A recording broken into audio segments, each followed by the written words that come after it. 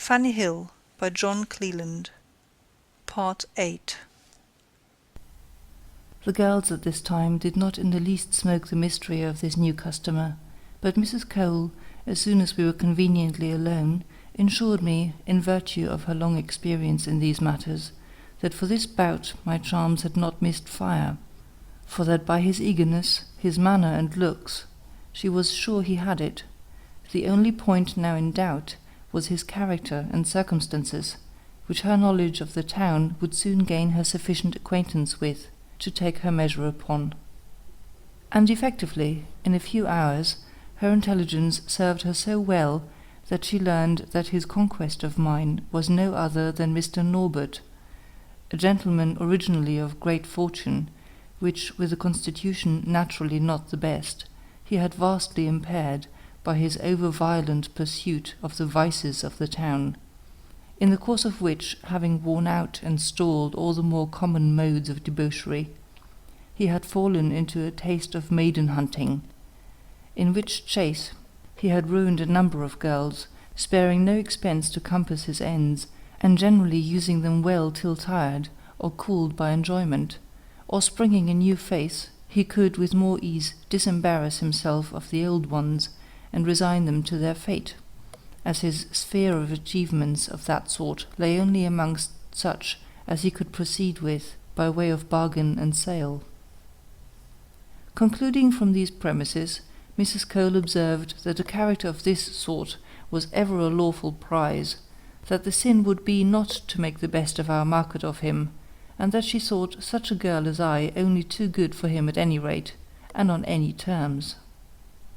She went then, at the hour appointed, to his lodgings in one of our inns of court, which were furnished in a taste of grandeur which had a special eye to all the conveniences of luxury and pleasure. Here she found him in ready waiting, and after finishing her pretence of business, and a long circuit of discussions concerning her trade, which she said was very bad, the qualities of her servants, prentices, journeywomen, the discourse naturally landed at length on me, when Mrs. Cole, acting admirably the good old prating gossip, who lets everything escape her when her tongue is set in motion, cooked him up a story so plausible of me, throwing in every now and then such strokes of art, with all the simplest air of nature, in praise of my person and temper, as finished him finely for her purpose, while nothing could be better counterfeited than her innocence of his. But when now fired and on edge, he proceeded to drop hints of his design and views upon me, after he had, with much confusion and pains, brought her to the point she kept as long aloof from as she thought proper, of understanding him, without now affecting to pass for a dragoness of virtue, by flying out into those violent and ever suspicious passions, she stuck with a better grace and effect to the character of a plain, good sort of a woman, that knew no harm, and that getting her bread in an honest way was made of stuff easy and flexible enough to be wrought upon to his ends by his superior skill and address. But, however, she managed so artfully that 3 or 4 meetings took place before he could obtain the least favourable hope of her assistance, without which he had, by a number of fruitless messages, letters, and other direct trials of my disposition, convinced himself there was no coming at me, all which too raised at once my character and price with him.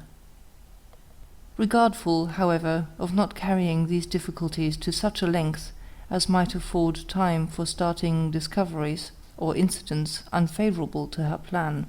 she at last pretended to be won over by mere dint of entreaties, promises, and, above all, by the dazzling sum she took care to wind him up to the specification of, when it was now even a piece of art to feign at once a yielding to the allurements of a great interest, as a pretext for her yielding at all, and the manner of such as might persuade him that she had never dipped her virtuous finger in an affair of that sort. Thus she led him through all the gradations of difficulty and obstacles necessary to enhance the value of the price he aimed at, and in conclusion he was so struck with the little beauty I was mistress of, and so eagerly bent on gaining his ends of me, that he left her even no room to boast of her management in bringing me up to her mark.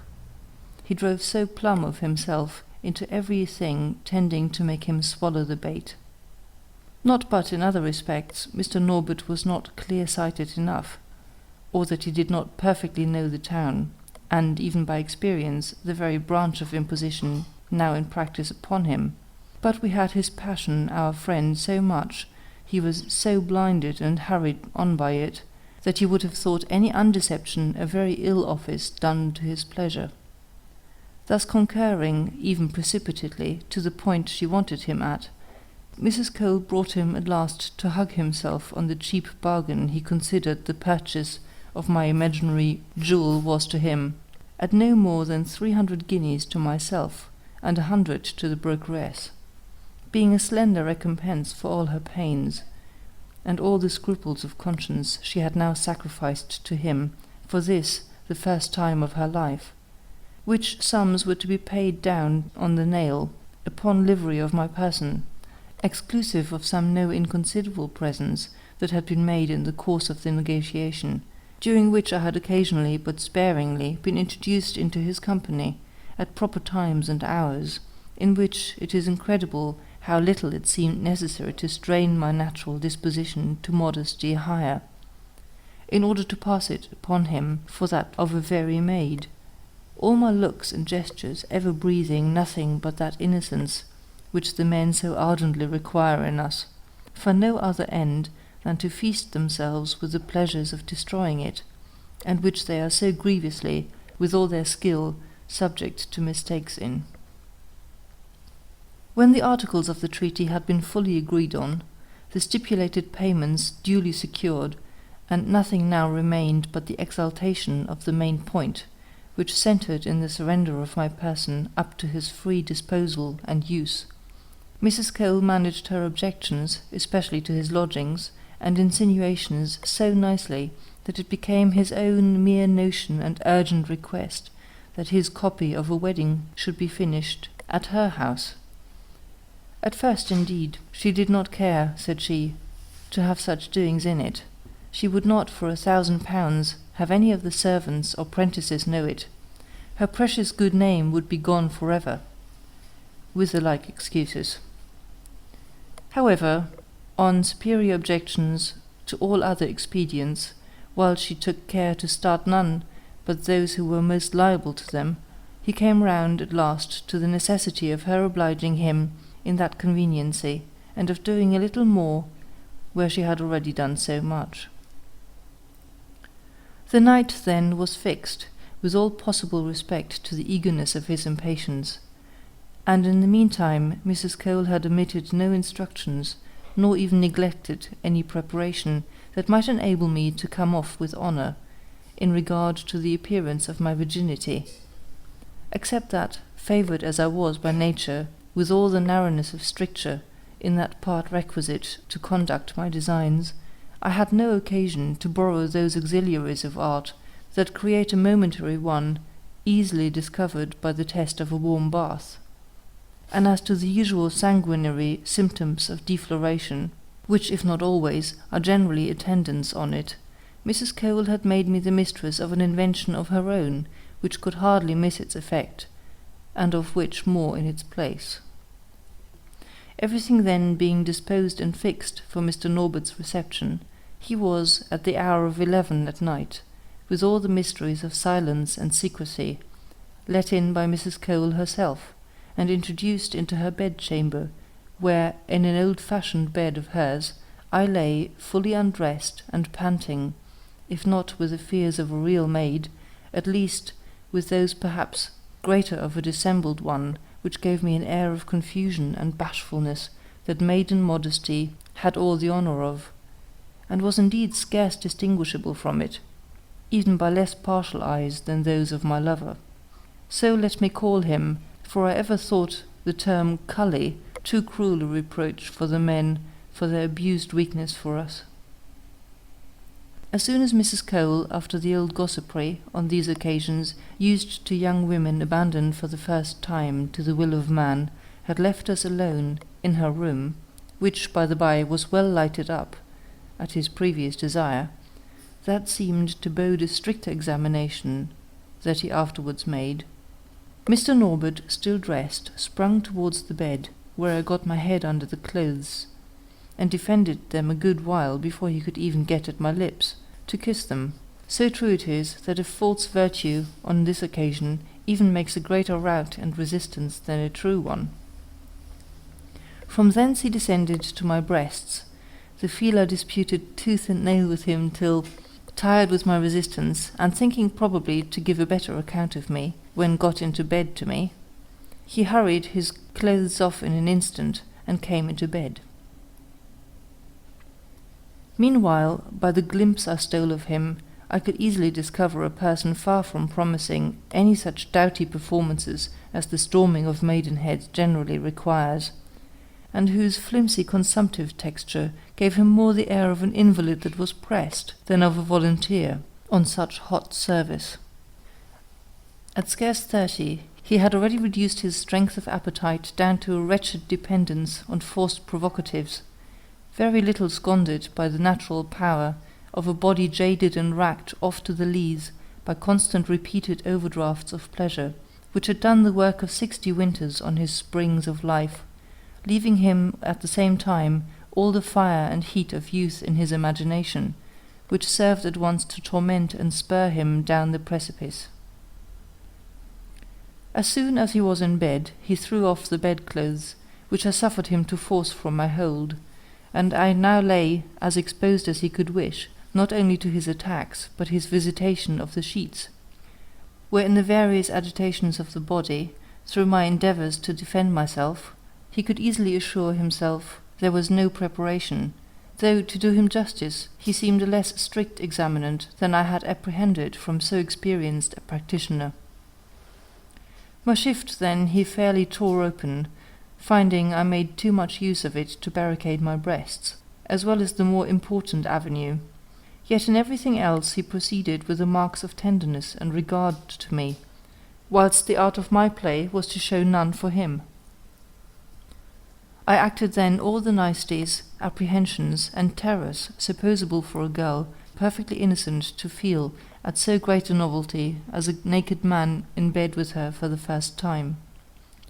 He scarce even obtained a kiss, but what he ravished. I put his hand away 20 times from my breasts, where he had satisfied himself of their hardness and consistence with passing for hitherto unhandled goods. But when grown impatient for the main point, he now threw himself upon me, and first trying to examine me with his finger, sought to make himself further away. I complained of his usage bitterly. I thought he would not have served a body so. I was ruined. I did not know what I had done. I would get up, so I would. And at the same time kept my thighs so fast blocked that it was not for strength like his to force them open or do any good. Finding thus my advantages, and that I had both my own and his motions at command, the deceiving him came so easy that it was perfectly playing upon velvet. In the meantime his machine, which was one of those sizes that slip in and out without being minded, kept pretty stiffly bearing against that part which the shutting my thighs barred access to. But finding at length he could do no good by mere dint of bodily strength, he resorted to entreaties and arguments, to which I only answered with a tone of shame and timidity that I was afraid he would kill me. Lord, I would not be served so. I was never so used all my born days. I wondered he was not ashamed of himself, so I did, with such silly, infantile moods of repulse and complaint as I judged best adapted to the expressive character of innocence and affright.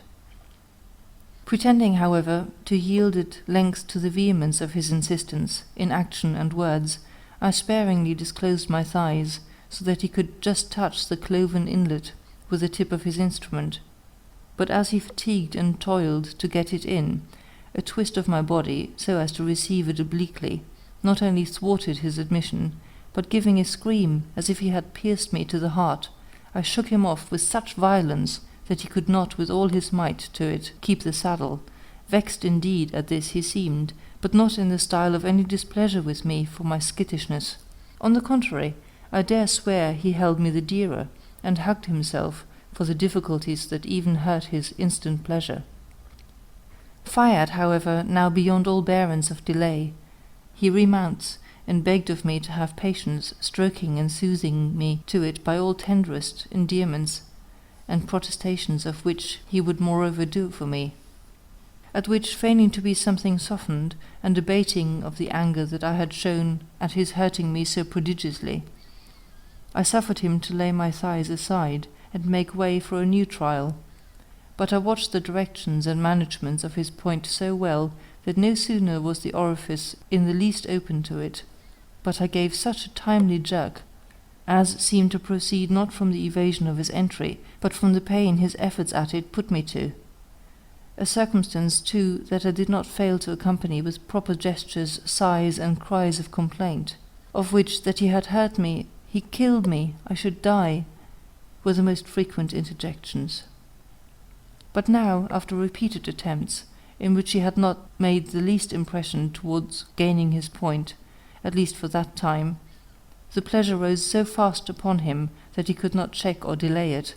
and in the vigour and fury which the approaches of the height of it inspired him, he made one fierce thrust that had almost put me by my guard, and lodged it so far that I could feel the warm inspersion just within the exterior orifice, which I had the cruelty not to let him finish there, but drew him out again, not without a most piercing loud exclamation, as if the pain had put me beyond all regard of being overheard. It was easy then to observe that he was more satisfied, more highly pleased with the supposed motives of his balk of consummation, than he would have been at the full attainment of it. It was on this foot that I solved to myself all the falsity I employed to procure him that blissful pleasure in it, which most certainly he would not have tasted in the truth of things. Eased, however, and relieved by one discharge, he now applied himself to soothe, encourage, and to put me into humour and patience to bear his next attempt, which he began to prepare and gather force for, from all the incentives of the touch and sight which he could think of, by examining every individual part of my whole body, which he declared his satisfaction with, in raptures of applauses, kisses, universally imprinted, and sparing no part of me, in all the eagerest wantonness of feeling, seeing, and toying. His vigour, however, did not return so soon, and I felt him more than once pushing at the door, but so little in a condition to break in, that I questioned whether he had the power to enter, had he held it ever so open. But this he then thought me too little acquainted with the nature of things to have any regret or confusion about, and he kept fatiguing himself and me for a long time, before he was in any state to resume his attacks with any prospect of success. And then I breathed him so warmly, and kept him so at bay, that before he had made any sensible progress in point of penetration, he was deliciously sweated, and wearied out indeed, so that it was deep in the morning before he achieved his second let-go, about half-way of entrance, I all the while crying and complaining of his prodigious vigour, and the immensity of what I appeared to suffer splitting up with. Tired, however, at length, with such athletic drudgery, my champion began now to give out, and to gladly embrace the refreshment of some rest. Kissing me then with much affection, and recommending me to my repose, he presently fell fast asleep, which as soon as I had well satisfied myself of, I with much composure of body, so as not to wake him by any motion, with much ease and safety too, played of Mrs. Cole's advice for perfecting the signs of my virginity. In each of the head bedposts, just above where the bedsteads are inserted into them, there was a small drawer, so artfully adapted to the mouldings of the timber work that it might have escaped even the most curious search, while drawers were easily opened or shut by the touch of a spring, and were fitted, each with a shallow glass tumbler, full of a prepared fluid blood, in which lay soaked for ready use a sponge that required no more than gently reaching the hand to it, taking it out, and properly squeezing between the thighs, when it yielded a great deal more of the red liquid than would save a girl's honour, after which, replacing it, and touching the spring, all possibility of discovery, or even of suspicion, was taken away. And all this was not the work of the 4th part of a minute, and on whichever side one lay, the thing was equally easy and practicable by the double care taken to have each bedpost provided alike. True it is that had he waked and caught me in the act, it would at least have covered me with shame and confusion, but then that he did not was, with the precautions I took, a risk of 1,000 to 1 in my favour. At ease now, and out of all fear of any doubts or suspicion on his side, I addressed myself in good earnest to my repose, but could obtain none. And in about half an hour's time my gentleman waked again, and turning towards me, I feigned a sound sleep, which he did not long respect, but girding himself again to renew the onset, he began to kiss and caress me, when now making as if I'd just waked. I complained of the disturbance, and of the cruel pain that this little rest had stole my senses from. Eager, however, for the pleasure, as well of consummating an entire triumph over my virginity, he said everything that could overcome my resistance, and bribe my patience to the end, which I was not ready to listen to,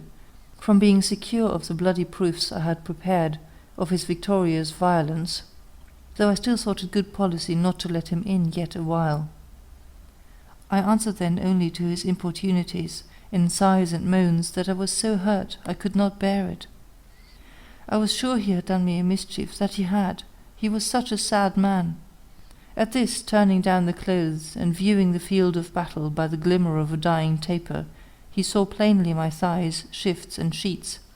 all stained with what he readily took for a virgin effusion, proceeding from his last half-penetration. Convinced and transported at which nothing could equal his joy and exultation. The illusion was complete, no other completion entered his head, but that of his having been at work upon an unopened mine, which idea so strong an evidence redoubled at once his tenderness for me, and his ardour for breaking it wholly up. Kissing me then with the utmost rapture, he comforted me, and begged my pardon for the pain he had put me to, observing withal that it was only a thing in course, but the worst was certainly past, and that with a little courage and constancy I should get it once well over, and never after experience anything but the greatest pleasure. By and little I suffered myself to be prevailed on, and giving, as it were, up the point to him, I made my thighs, insensibly spreading them, yield him liberty of access, which improving, he got a little within me, when by a well-managed reception I worked the female screw so nicely that I kept him from the easy mid-channel direction, and by dexterous wreathing and contortions, creating an artificial difficulty of entrance, made him win it inch by inch, with the most laborious struggles, I all the while sorely complaining, till at length, with might and main, winding his way in, he got it completely home, and giving my virginity, as he thought, the coup de grace, furnishing me with the cue of setting up a terrible outcry, whilst he, triumphant, and like a cock clapping his wings over his downtrod mistress, pursued his pleasure, which presently rose in virtue of this idea of a complete victory to a pitch that made me soon sensible of his melting period, whilst I now lay acting the deep wounded, breathless, frightened, undone, no longer maid. You would ask me, perhaps, whether all this time I enjoyed any perception of pleasure? I assure you, little or none, till just towards the latter end a faintish sense of it came on mechanically, from so long a struggle and frequent fret in that ever-sensible part. But in the first place I had no taste for the person I was suffering the embraces of, on a pure mercenary account, and then I was not entirely delighted with myself for the jade's part I was playing, whatever excuses I might have to plead for my being brought into it. But then this insensibility kept me so much the mistress of my mind and motions, that I could the better manage to close a counterfeit through the whole scene of deception. Recovered at length to a more show of life, by his tender condolences, kisses, and embraces, I upbraided him, and reproached him with my ruin in such natural terms, as added to his satisfaction with himself for having accomplished it. And guessing, by certain observations of mine, that it would be rather favourable to him to spare him when he some time after, feebly enough, came on again to the assault, I resolutely withstood any further endeavours, on a pretext that flattered his prowess, of my being so violently hurt and sore that I could not possibly endure a fresh trial. He then graciously granted me a respite, and the next morning, soon after advancing, I got rid of further importunity, till Mrs. Cole, being rang for by him, came in and was made acquainted, in terms of the utmost joy and rapture, with his triumphant certainty of my virtue, and the finishing stroke he had given in the course of the night, of which, he added, she would see proof enough in bloody characters on the sheets. You may guess how a woman of her turn of address and experience humoured the jest, and played him off with mixed exclamations of shame, anger, compassion for me, and of her being pleased that it was so well over, in which last, I believe, she was certainly sincere. And now, as the objection which she had represented as an invincible one, to my lying the first night at his lodgings, which were studiously calculated for freedom of intrigues, on the account of my maiden fears and terrors at the thoughts of going to a gentleman's chambers, and being alone with him in bed, was surmounted, she pretended to persuade me, in favour to him, that I should go there to him whenever he pleased, and still keep up all the necessary appearances of working with her, that I might not lose with my character the prospect of getting a good husband, and at the same time her house would be kept the safer from scandal. All this seemed so reasonable, so considerate to Mr. Norbert, that he never once perceived that she did not want him to resort to her house, lest he might in time discover certain inconsistencies with the character that she had set out with him. Besides that, this plan greatly flattered his own ease and views of liberty. Leaving me then to my much-wanted rest, he got up, and Mrs. Cole, after settling with him all points relating to me, got him undiscovered out of the house. After which, as I was awake, she came in and gave me due praises for my success. Behaving too with her usual moderation and disinterestedness, she refused any share of the sum I had thus earned, and put me into such a secure and easy way of disposing of my affairs, which now amounted to a kind of little fortune, that a child of 10 years old might have kept the account and property of them safe in its hands. I was now restored again to my former state of a kept mistress, and used punctually to wait on Mr. Norbert at his chambers whenever he sent a messenger for me, which I constantly took care to be in the way of, and managed with so much caution that he never once penetrated the nature of my connections with Mrs. Cole, but indolently given up to ease and the town dissipations, the perpetual hurry of them hindered him from looking into his own affairs, much less to mine. In the meantime, I may judge from my own experience, none are better paid or better treated during their reign than the mistresses of those who, animate by nature, debaucheries, or age, have the least employment to the sex. Sensible that a woman must be satisfied some way, they ply her with 1,000 little tender attentions, presents, caresses, confidences, and exhaust their inventions in means and devices to make up for the capital deficiency, and even towards lessening that, what arts, what modes, what refinements of pleasure have they not recourse to raise their languid powers, and press nature into the service of their sensuality? But here is their misfortune, that when by a course of teasing, worrying, handling, wanton postures, lascivious motions, they have at length accomplished a flashy enervate enjoyment, that at the same time lighted up a flame in the object of their passion, that, not having the means themselves to quench, drives her for relief into the next person's arms, who can finish their work, and thus they become bawds to some favourite, tried and approved of, for a more vigorous and satisfactory execution. For with women, of our turn especially, however well our hearts may be disposed, there is a controlling part, or queen seat in us, that governs itself by its own maxims of state, amongst which not one is stronger in practice with it than in the matter of its dues, never to accept the will for the deed. Mr. Norbert, who was much in this ungracious case, though he professed to like me extremely, could but seldom consummate the main joy itself with me, without such a length and variety of preparations as were at once wearisome and inflammatory. Sometimes he would strip me stark naked on a carpet by a good fire, when he would contemplate me almost by the hour, disposing me in all the figures and attitudes of body that it was susceptible of being viewed in, kissing me in every part, the most secret and critical one, so far from accepted that it received most of that branch of homage. Then his touches were so exquisitely wanton, so luxuriously diffused and penetrative at times, that he had made me perfectly rage with titillating fires, when, after all, and with much ado, he had gained a short-lived erection, and would perhaps melt it away in a washy sweat, or a premature abortive effusion that provokingly mocked my eager desires, or, if carried home, how faltered and unnervous the execution! How insufficiently the sprinkle of a few heat drops to extinguish all the flames he had kindled! One evening I cannot help remembering that returning home from him, with a spirit he had raised in a circle his wand had proved too weak to lay, as I turned the corner of a street, I was overtaken by a young sailor. I was then in that spruce, neat, plain dress which I ever affected, and perhaps might have in my trip, a certain air of restlessness, unknown to the composure of cooler thoughts.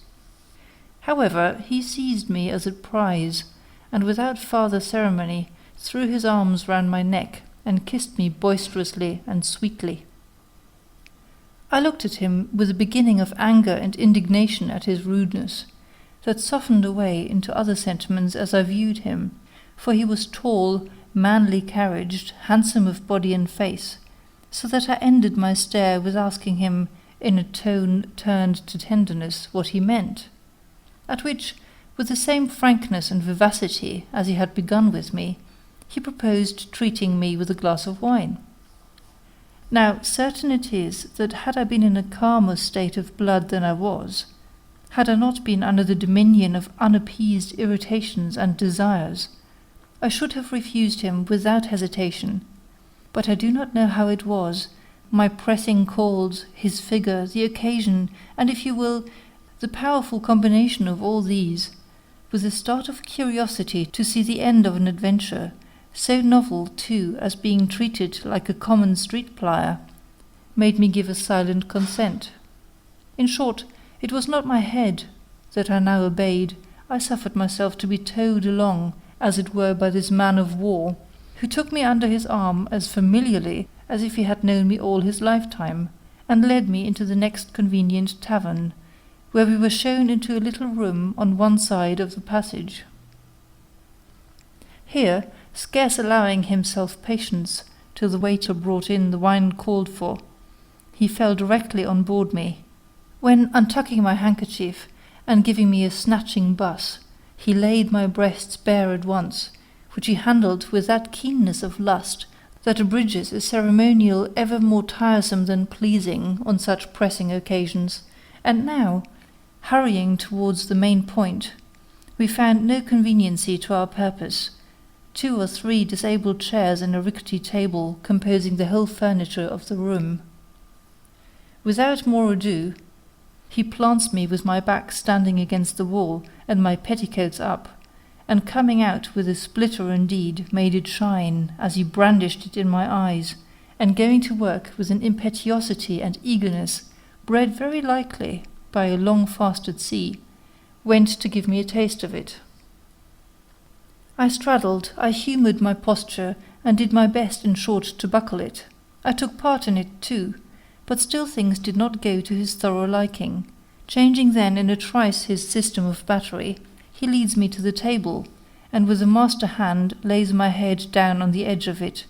and with the other canting up my petticoats and shift, bears my naked posteriors to his blind and furious guide.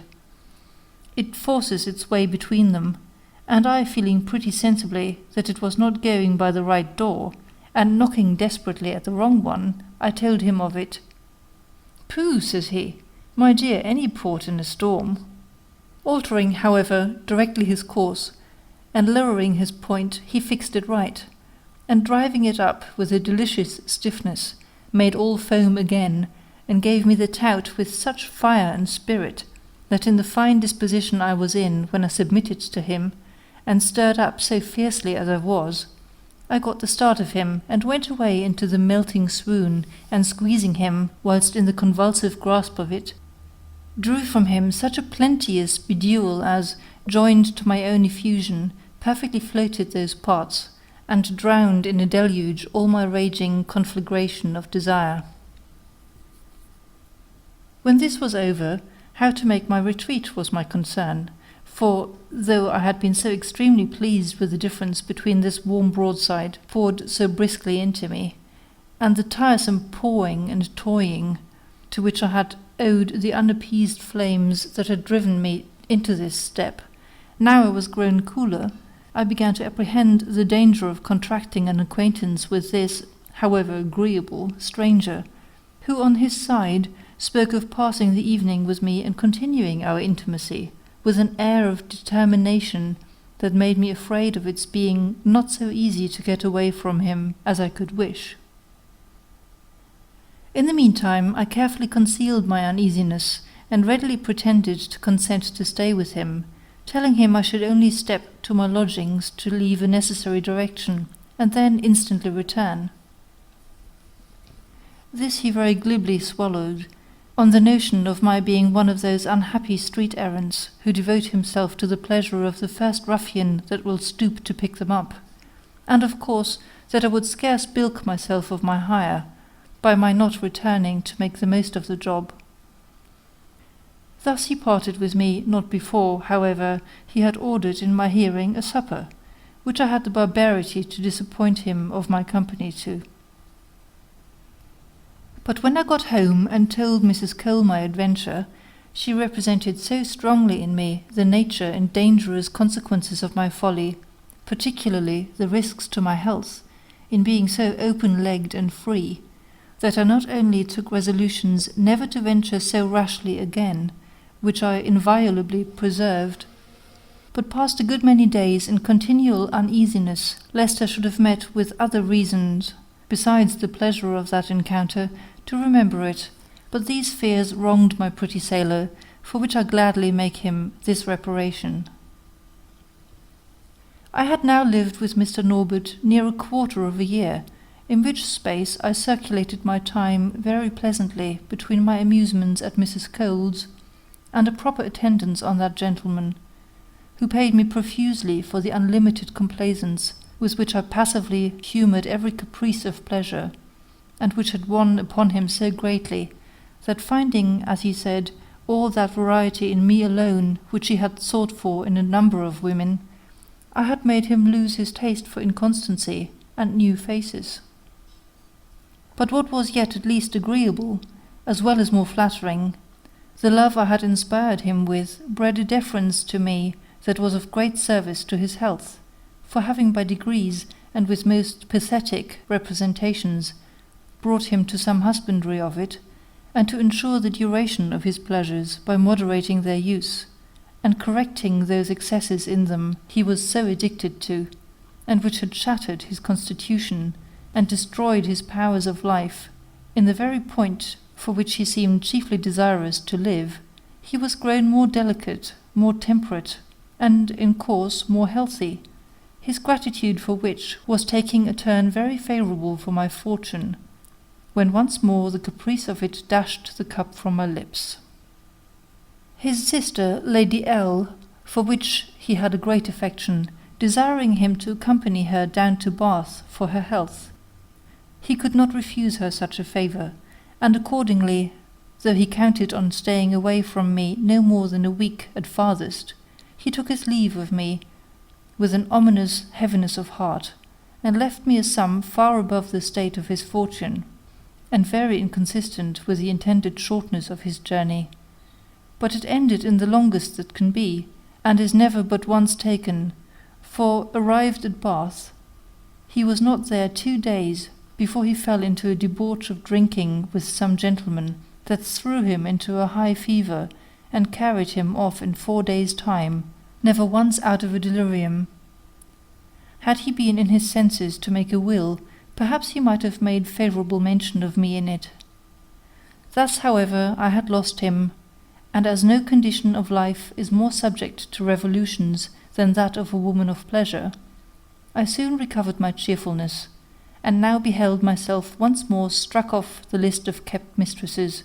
and returned into the bosom of the community from which I had been in some manner taken. Mrs. Cole, still continuing her friendship, offered me her assistance and advice towards another choice, but I was now in ease and affluence enough to look about me at leisure, and as to any constitutional calls of pleasure, their pressure or sensibility was greatly lessened by a consciousness of the ease with which they were to be satisfied at Mrs. Cole's house, where Louisa and Emily still continued in the old way, and my great favourite Harriet used often to come and see me, and entertain me with her head and heart full of the happiness she enjoyed with her dear baronet, whom she loved with tenderness and constancy, even though he was her keeper, and what is yet more, had made her independent by a handsome provision for her and hers. I was then in this vacancy from any regular employ of my person in my way of business, when one day Mrs. Cole, in the course of the constant confidence we lived in, acquainted me that there was one Mr. Barville, who used her house, just come to town, whom she was not a little perplexed about providing a suitable companion for, which was indeed a point of difficulty, as he was under the tyranny of a cruel taste, that of an ardent desire, not only of being unmercifully whipped himself, but of whipping others, in such sort that though he paid extravagantly for those who had the courage and complaisance to submit to his humour, there were few, delicate as he was in the choice of his subjects, who would exchange turns with him so terrible at the expense of their skin. But what yet increased the oddity of this strange fancy was the gentleman being young, whereas it generally attacks, it seems, such as are, through age, obliged to have recourse in this experiment, for quickening the circulation of their sluggish juices, and determining a conflux in the spirits of pleasure towards those flagging, shrivelling parts, that rise to life only by virtue of those titillating ardours created by the discipline of their opposites, with which they have so surprising a consent. This Mrs. Cole could not well acquaint me with in any expectation of my offering my service, for sufficiently easy as I was in my circumstances, it must have been the temptation of an immense interest indeed that could have induced me to embrace such a job. Neither had I ever expressed, nor indeed felt, the least impulse or curiosity to know more of a taste that promised so much more pain than pleasure to those that stood in no need of such violent goads. What, then, should move me to subscribe myself voluntarily to a party of pain for knowing it such? Why, to tell the plain truth, it was a sudden caprice, a gust of fancy for trying a new experiment, mixed with the vanity of proving my personal courage to Mrs. Cole, that determined me at all risks to propose myself to her, and relieve her from any farther lookout. Accordingly, I at once pleased and surprised her with a frank and unreserved tender of my person to her, and her friend's absolute disposal on this occasion. My good temporal mother was, however, so kind as to use all the arguments she could imagine to dissuade me, but as I found they only turned on a motive of tenderness to me,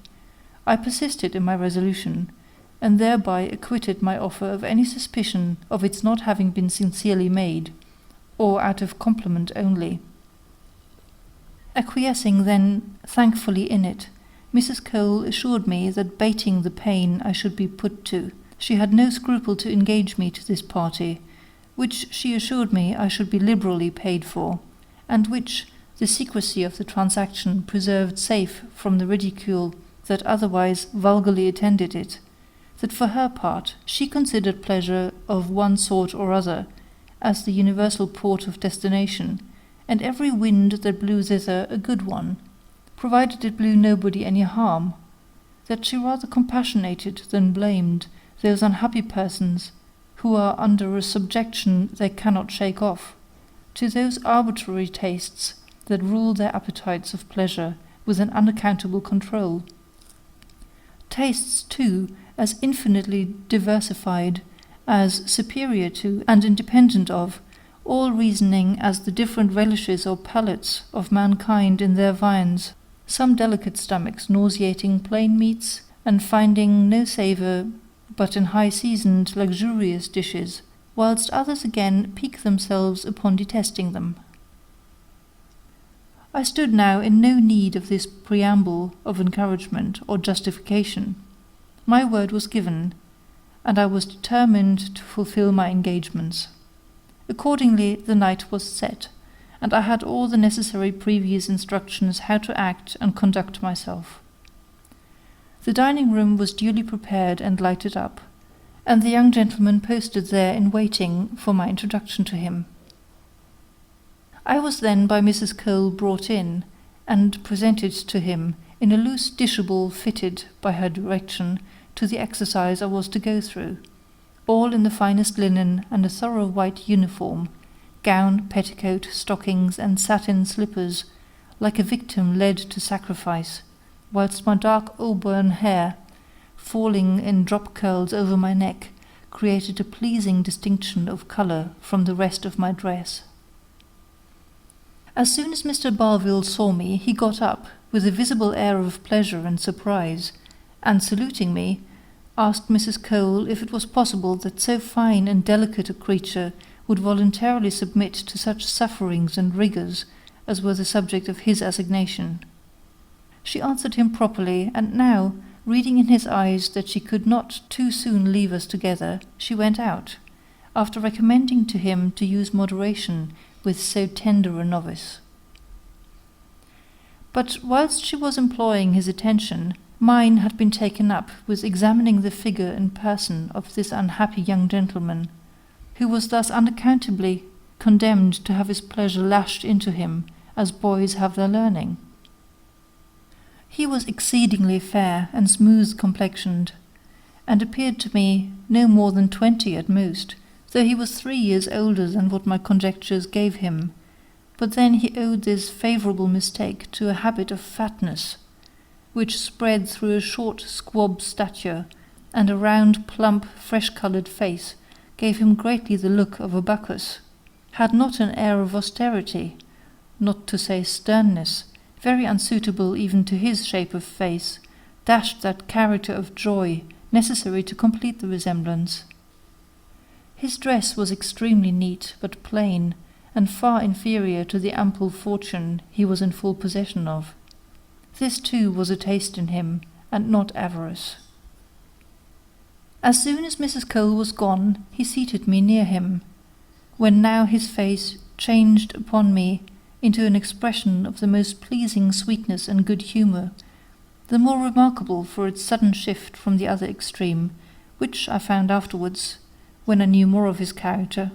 was owing to the habitual state of conflict with, and dislike of himself, for being enslaved to so peculiar a gust, by the fatality of a constitutional ascendant, that rendered him incapable of receiving any pleasure till he submitted to these extraordinary means of procuring it at the hands of pain, whilst the constancy of this repining consciousness stamped at length that cast of sourness and severity on his features, which was, in fact, very foreign to the natural sweetness of his temper. After a competent preparation by apologies, and encouragement to go through my part with spirit and constancy, he stood up near the fire, whilst I went to fetch the instruments of discipline out of a closet hard by.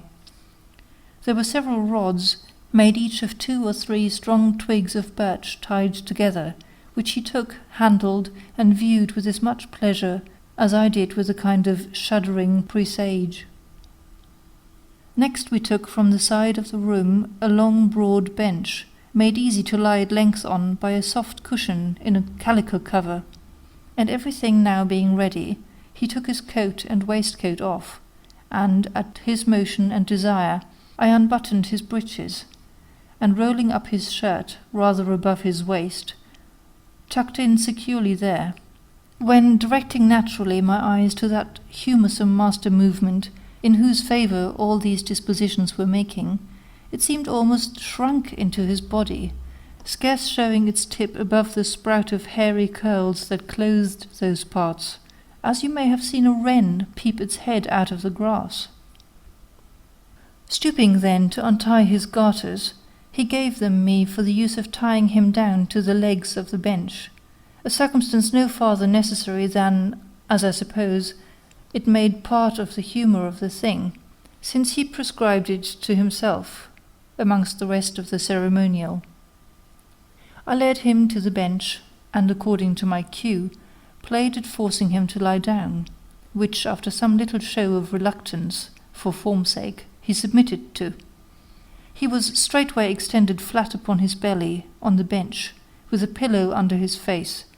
and as he thus tamely lay, I tied him slightly hand and foot to the legs of it,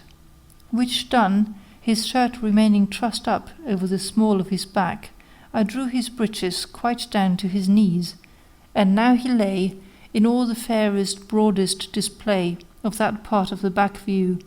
in which a pair of chubby, smooth-cheeked, and passing white posteriors rose cushioning upwards from two stout fleshful thighs, and ending their cleft or separation by a union at the small of the back, presented a bold mark that swelled as it were to meet the scourge. Seizing now one of the rods, I stood over him, and, according to his direction, gave him in one breath 10 lashes with much good will, and the utmost nerve and vigour of arm that I could put to them, so as to make those fleshy orbs quiver again under them, whilst he himself seemed no more concerned, or to mind them, than a lobster would a flea bite. In the meantime, I viewed intently the effects of them, which to me at least appeared surprisingly cruel. Every lash had skimmed the surface of those white cliffs, which they deeply reddened, and lapping round the side of the furthermost from me, cut specially into the dimple of it such livid weals, as the blood either span out from, or stood in large drops on, and from some of the cuts I picked out even the splinters of the rod that had stuck in the skin. Nor was this raw work to be wondered at, considering the greenness of the twigs and the severity of the infliction, whilst the whole surface of his skin was so smooth stretched over the hard and firm pulp of flesh that filled it, as to yield no play or elusive swagging under the stroke, which thereby took place the more plumb and cut into the quick. I was, however, already so moved at the piteous sight, that I from my heart repented the undertaking, and would willingly have given over, thinking he had full enough. But he encouraging and beseeching me earnestly to proceed, I gave him 10 more lashes, and then resting, surveyed the increase of bloody appearances. And at length, steeled to the sight by his stoutness in suffering, I continued the discipline by intervals, till I observed him wreathing and twisting his body in a way that I could plainly perceive was not the effect of pain, but of some new and powerful sensation, curious to dive into the meaning of which, in one of my pauses of intermission, I approached, as he still kept working and grinding his belly against the cushion under him, and, first stroking the untouched and unhurt side of the flesh mount next me, then softly insinuating my hand under his thigh, felt the posture things were in forwards. Which was indeed surprising, for that machine of his, which I had by its appearance taken for an impalpable, or at best a very diminutive subject, was now, in virtue of all that smart and havoc of his skin behind, grown not only to a prodigious stiffness of erection, but to a size that frighted even me, a nonpareil thickness indeed. The head of it alone filled the utmost capacity of my grasp. And when, as he heaved and wriggled to and fro in the agitation of his strange pleasure, it came into view, it had something of the air of a round fillet of the whitest veal, and, like its owner, squab, and short in proportion to its breadth. But when he felt my hand there, he begged I would go on briskly with my jerking, or he should never arrive at the last stage of pleasure. Resuming then the rod and the exercise of it,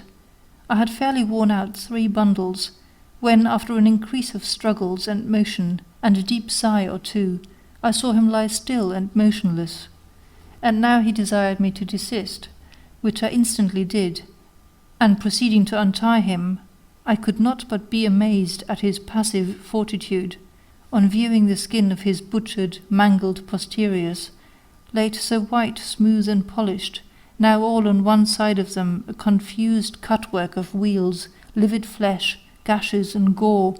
insomuch as when he stood up he could scarce walk. In short, he was in sweetbriars. Then I plainly perceived on the cushion the marks of a plenteous effusion, and already had his sluggard member run up to its old nestling place, and enforced itself again, as if ashamed to show its head,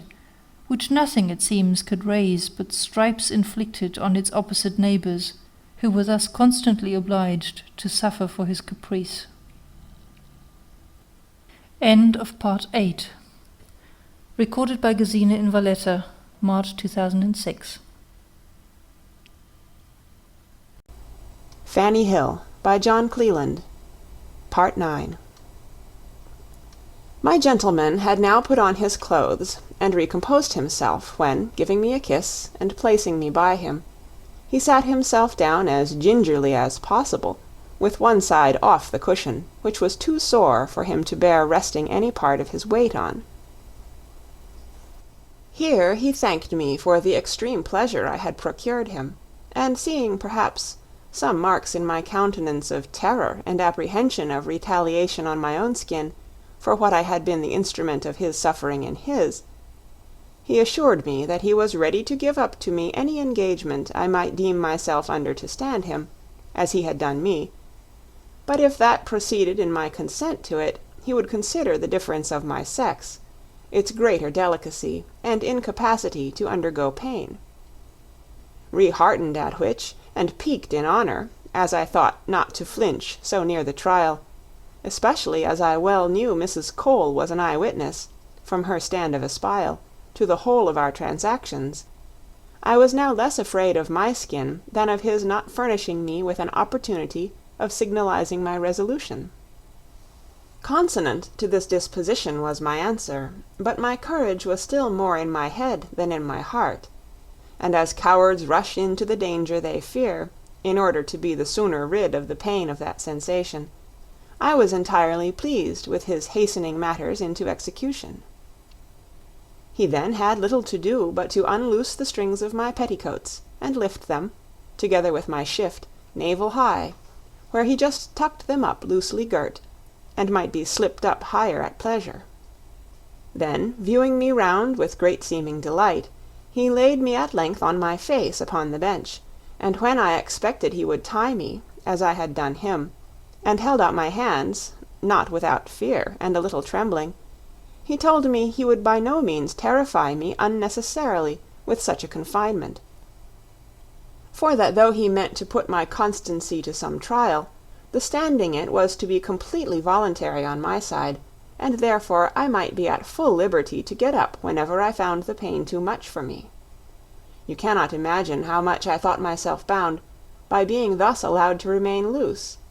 and how much spirit this confidence in me gave me, so that I was even from my heart careless how much my flesh might suffer in honour of it.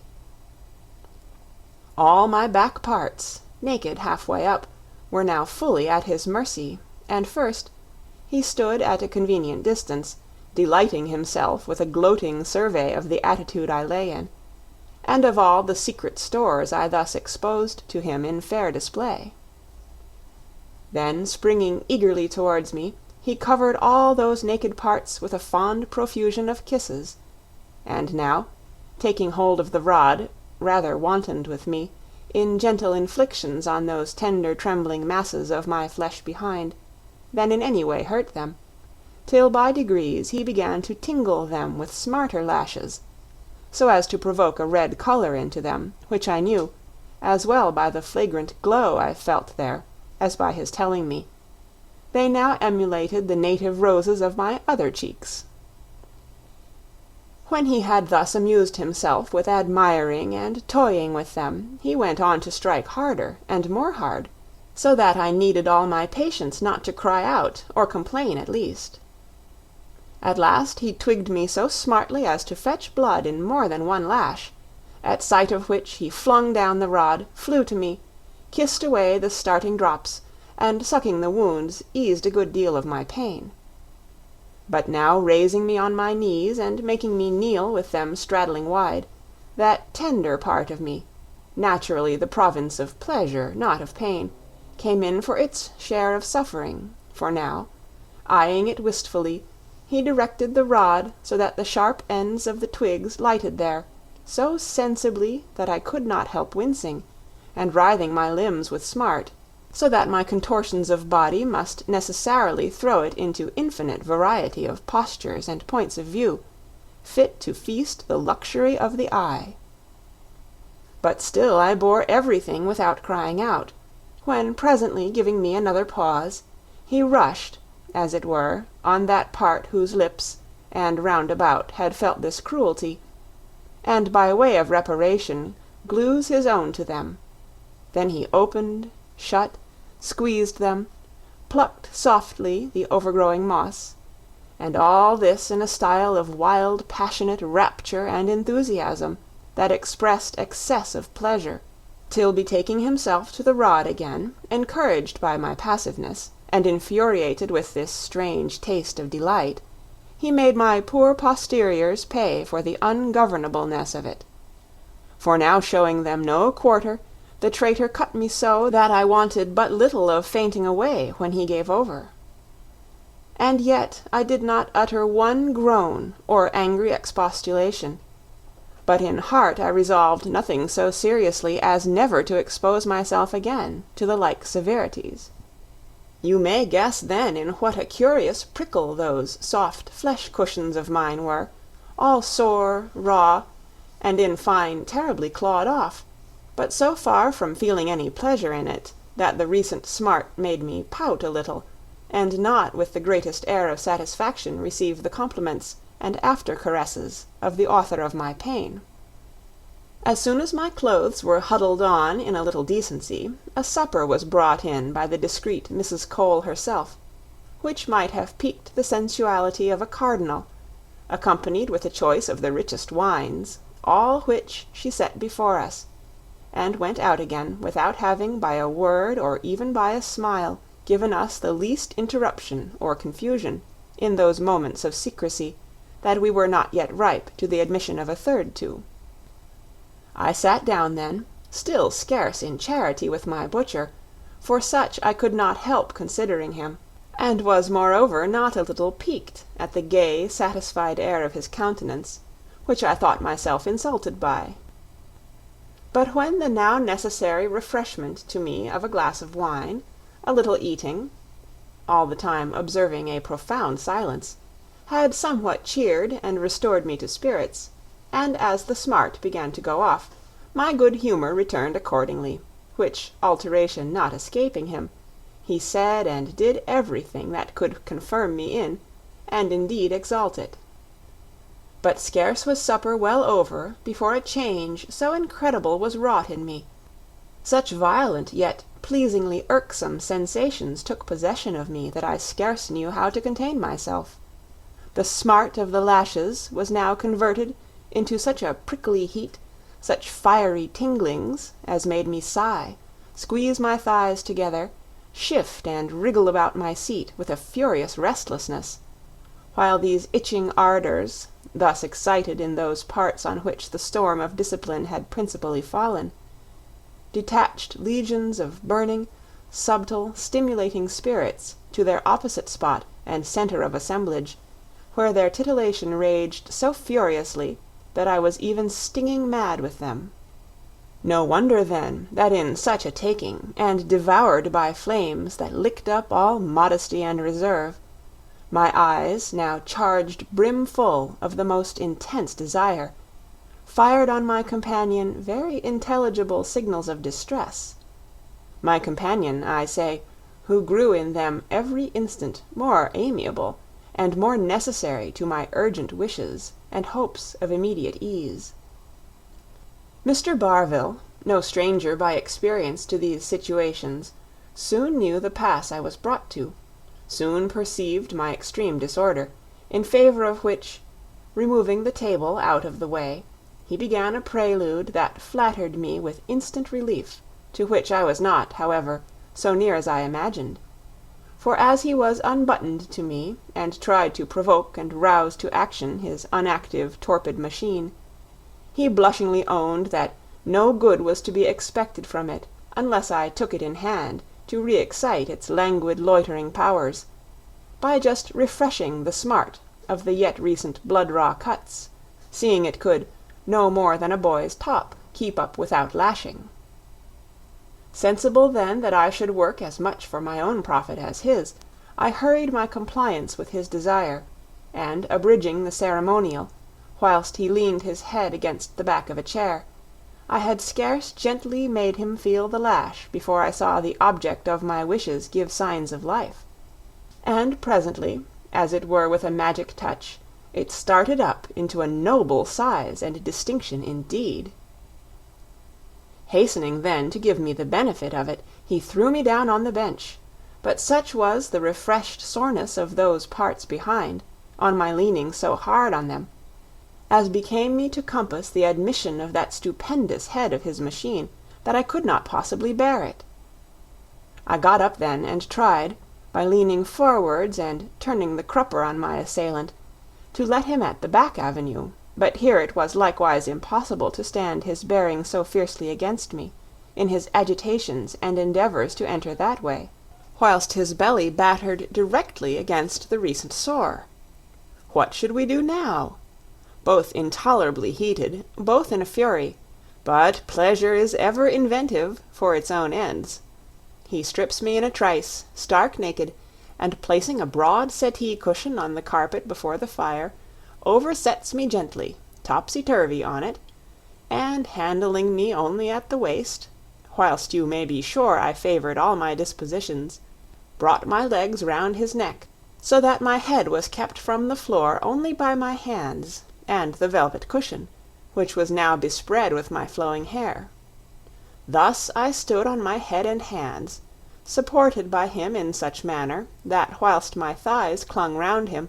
so as to expose to his sight all my back figure, including the theatre of his bloody pleasure, the centre of my forepart fairly bearded the object of its rage, that now stood in fine condition to give me satisfaction for the injuries of its neighbours. But as this posture was certainly not the easiest, and our imaginations, wound up to the height, could suffer no delay,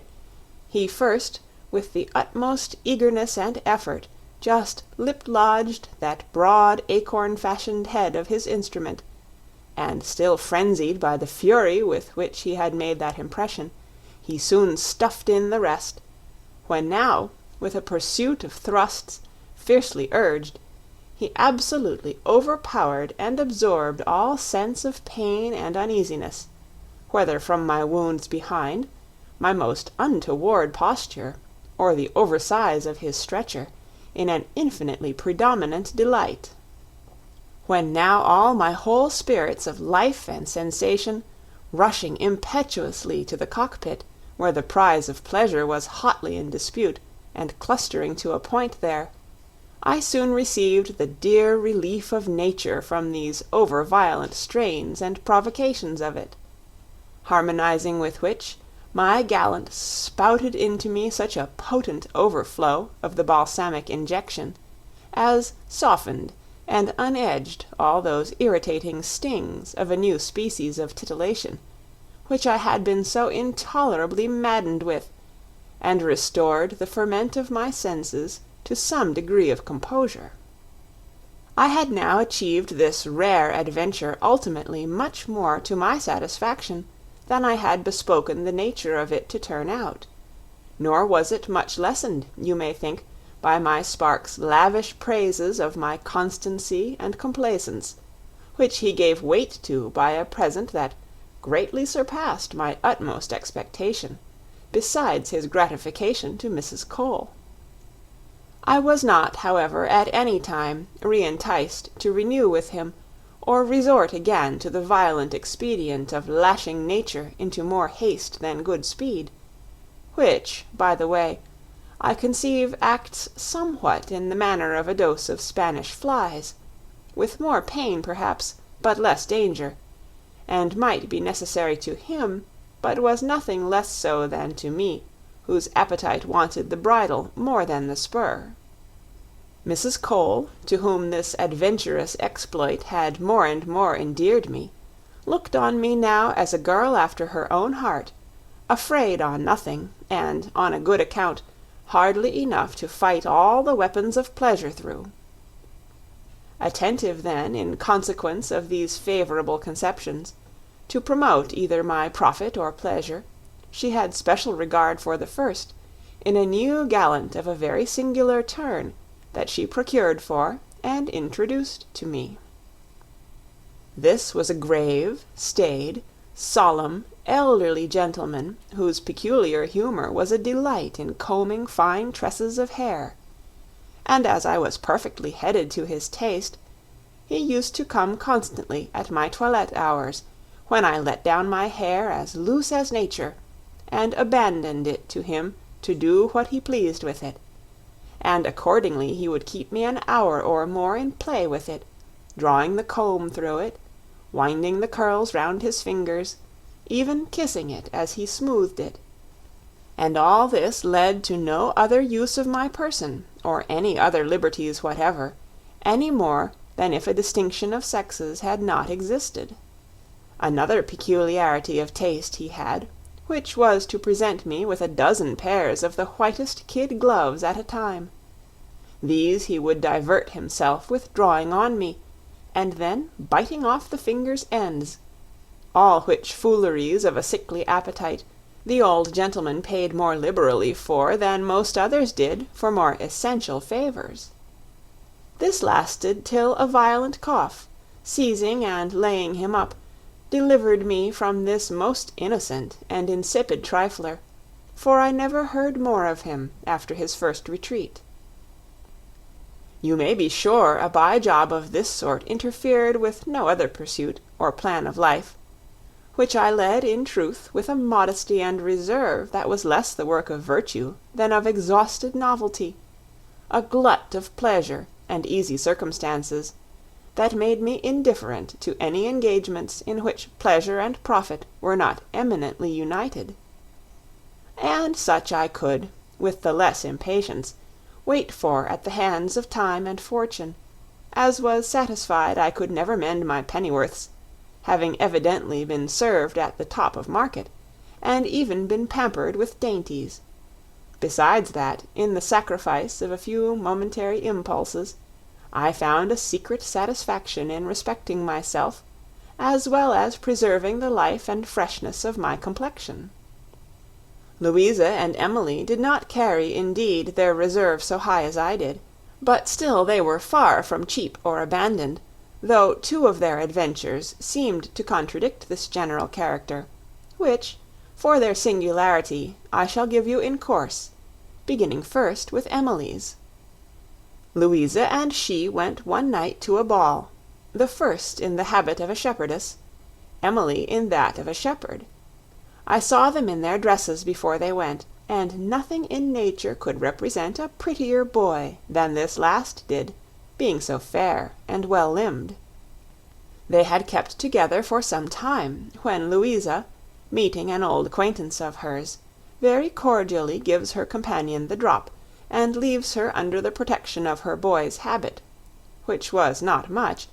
and of her discretion, which was, it seems, still less. Emily, finding herself deserted, sauntered thoughtless about a while, and, as much for coolness and air as anything else, at length pulled off her mask and went to the sideboard, where, eyed and marked out by a gentleman in a very handsome domino, she was accosted by and fell into chat with him.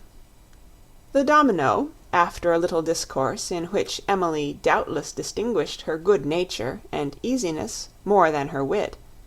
began to make violent love to her, and drawing her insensibly to some benches at the lower end of the masquerade room, for her to sit by him, where he squeezed her hands, pinched her cheeks, praised and played with her fine hair, admired her complexion, and all in a style of courtship dashed with a certain oddity that, not comprehending the mystery of, poor Emily attributed to his falling in with the humour of her disguise, and being naturally not the cruellest of her profession, began to incline to a parley on those essentials. But here was the stress of the joke. He took her really for what she appeared to be, a smock-faced boy, and she, forgetting her dress, and of course ranging quite wide of his ideas, took all those addresses to be paid to herself as a woman, which she precisely owed to his not thinking her one. However, this double error was pushed to such a height on both sides, that Emily, who saw nothing in him but a gentleman of distinction by those points of dress to which his disguise did not extend, warmed too by the wine he had plied her with, and the caresses he had lavished upon her, suffered herself to be persuaded to go to a bagnio with him, and thus, losing sight of Mrs. Cole's cautions, with a blind confidence put herself into his hands, to be carried wherever he pleased. For his part, equally blinded by his wishes, whilst her egregious simplicity favoured his deception more than the most exquisite art could have done, he supposed, no doubt, that he had lighted on some soft simpleton, fit for his purpose, or some kept minion broken to his hand, who understood him perfectly well, and entered into his designs. But, be that as it would, he led her to a coach, went into it with her, and brought her to a very handsome apartment, with a bed in it, but whether it was a bagnio or not she could not tell, having spoken to nobody but himself. But when they were alone together, and her innamorato began to proceed to those extremities which instantly discover the sex, she remarked that no description could paint up to the life the mixture of pique, confusion, and disappointment that appeared in his countenance, joined to the mournful exclamation, "By heavens, a woman!"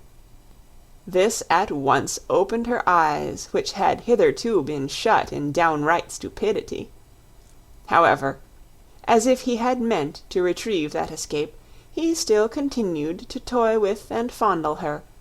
but with so staring an alteration from extreme warmth into a chill and forced civility, that even Emily herself could not but take notice of it, and now began to wish she had paid more regard to Mrs. Cole's premonitions against ever engaging with a stranger. And now an excess of timidity succeeded to an excess of confidence, and she thought herself so much at his mercy and discretion, that she stood passive throughout the whole progress of his prelude. For now, whether the impressions of so great a beauty had even made him forgive her sex, or whether her appearance of figure in that dress still humoured his first illusion, he recovered by degrees a good part of his first warmth, and, keeping Emily with her breeches still unbuttoned, stripped them down to her knees, and, gently impelling her to lean down, with her face against the bedside, placed her so that the double way, between the double rising behind, presented the choice fair to him, and he was so fairly set on a misdirection as to give the girl no small alarms for fear of losing a maidenhead she had not dreamt of. However, her complaints and a resistance, gentle but firm, checked and brought him to himself again, so that, turning his steed's head, he drove him at length in the right road, in which his imagination having probably made the most of those resemblances that flattered his taste, he got, with much ado, to his journey's end. After which he led her out himself, and walking with her 2 or 3 streets' length, got her a chair, when, making her a present not anything inferior to what she could have expected, he left her, well recommended to the chairman, who, on her directions, brought her home. This she related to Mrs. Cole and me the same morning, not without the visible remains of the fear and confusion she had been in still stamped on her countenance. Mrs. Cole's remark was that her indiscretion proceeding from a constitutional facility, there were little hopes of anything curing her of it, but repeated severe experience. Mine was that I could not conceive how it was possible for mankind to run into a taste not only universally odious, but absurd, and impossible to gratify, since, according to the notions and experience I had of things, it was not in nature to force such immense disproportions. Mrs. Cole only smiled at my ignorance, and said nothing towards my undeception, which was not affected but by ocular demonstration some months after, which a most singular accident furnished me, and which I will here set down, that I may not return again to so disagreeable a subject. I had, on a visit intended to Harriet, who had taken lodgings at Hampton Court, hired a chariot to go out thither,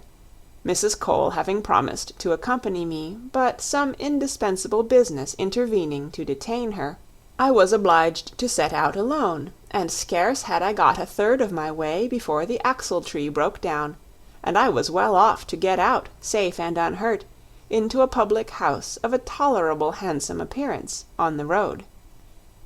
Here the people told me that the stage would come by in a couple of hours at farthest, upon which, determining to wait for it, sooner than lose the jaunt I had got so far forward on, I was carried into a very clean, decent room, up one pair of stairs, which I took possession of for the time I had to stay, in right of calling for sufficient to do the house justice. Here, whilst I was amusing myself with looking out of the window, a single horse chaise stopped at the door, out of which lightly leaped two gentlemen, for so they seemed, who came in only as it were to bait and refresh a little, for they gave their horse to be held in readiness against they came out. And presently I heard the door of the next room, where they were let in, and called about them briskly, and as soon as they were served, I could just hear that they shut and fastened the door on the inside. A spirit of curiosity, far from sudden, since I do not know when I was without it, prompted me, without any particular suspicion or other drift or view, to see what they were, and examine their persons and behavior.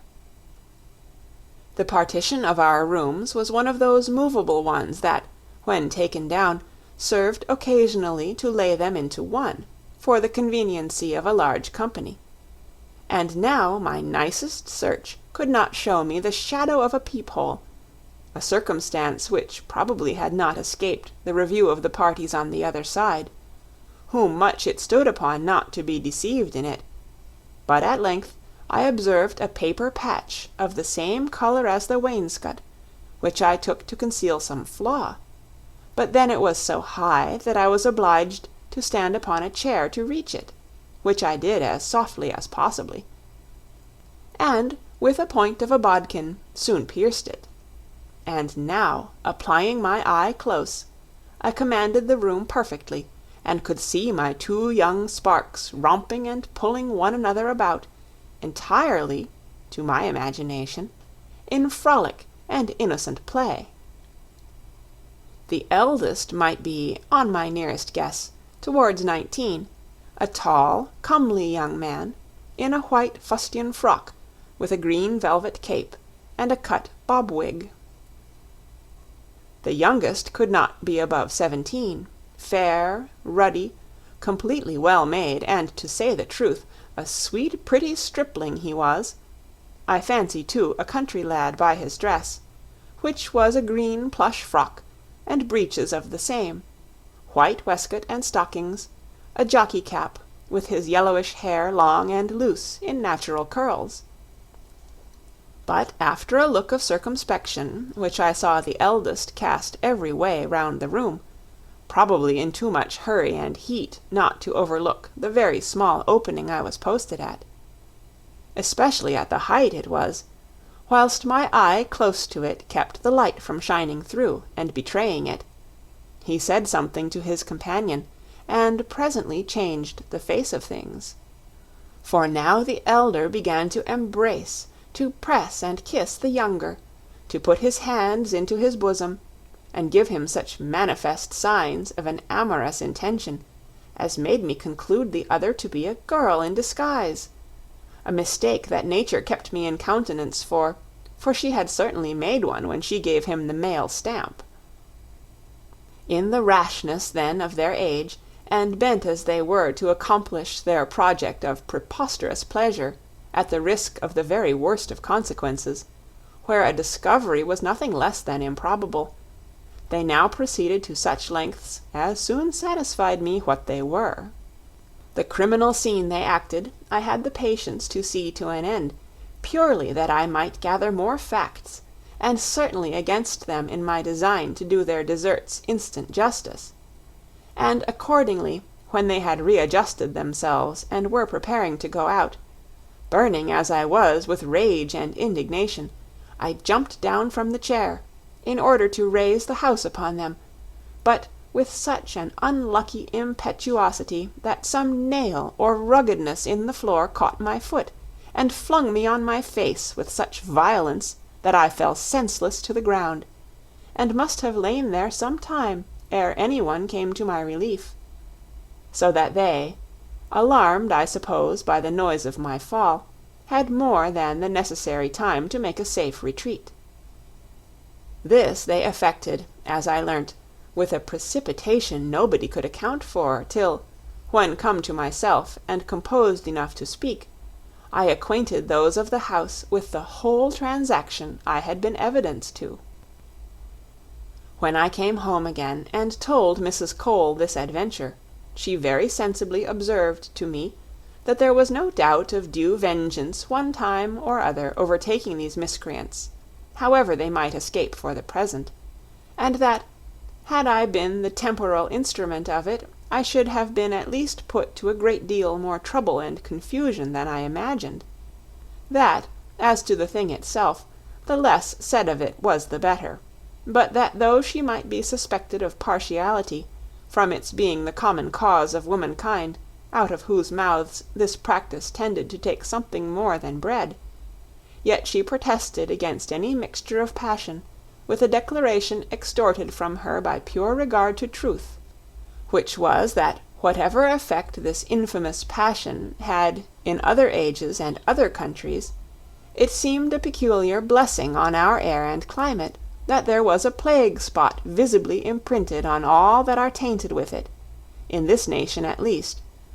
for that among numbers of that stamp whom she had known, or at least were universally under the scandalous suspicion of it,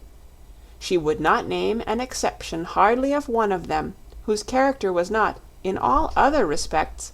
the most worthless and despicable that could be.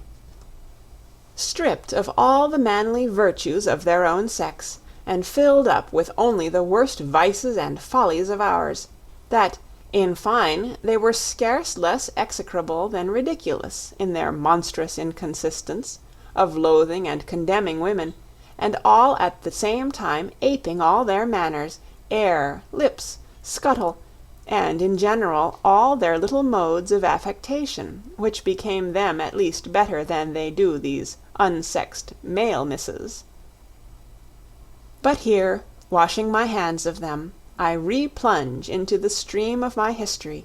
into which I may very properly engraft a terrible sally of Louisa's, since I had some share in it myself,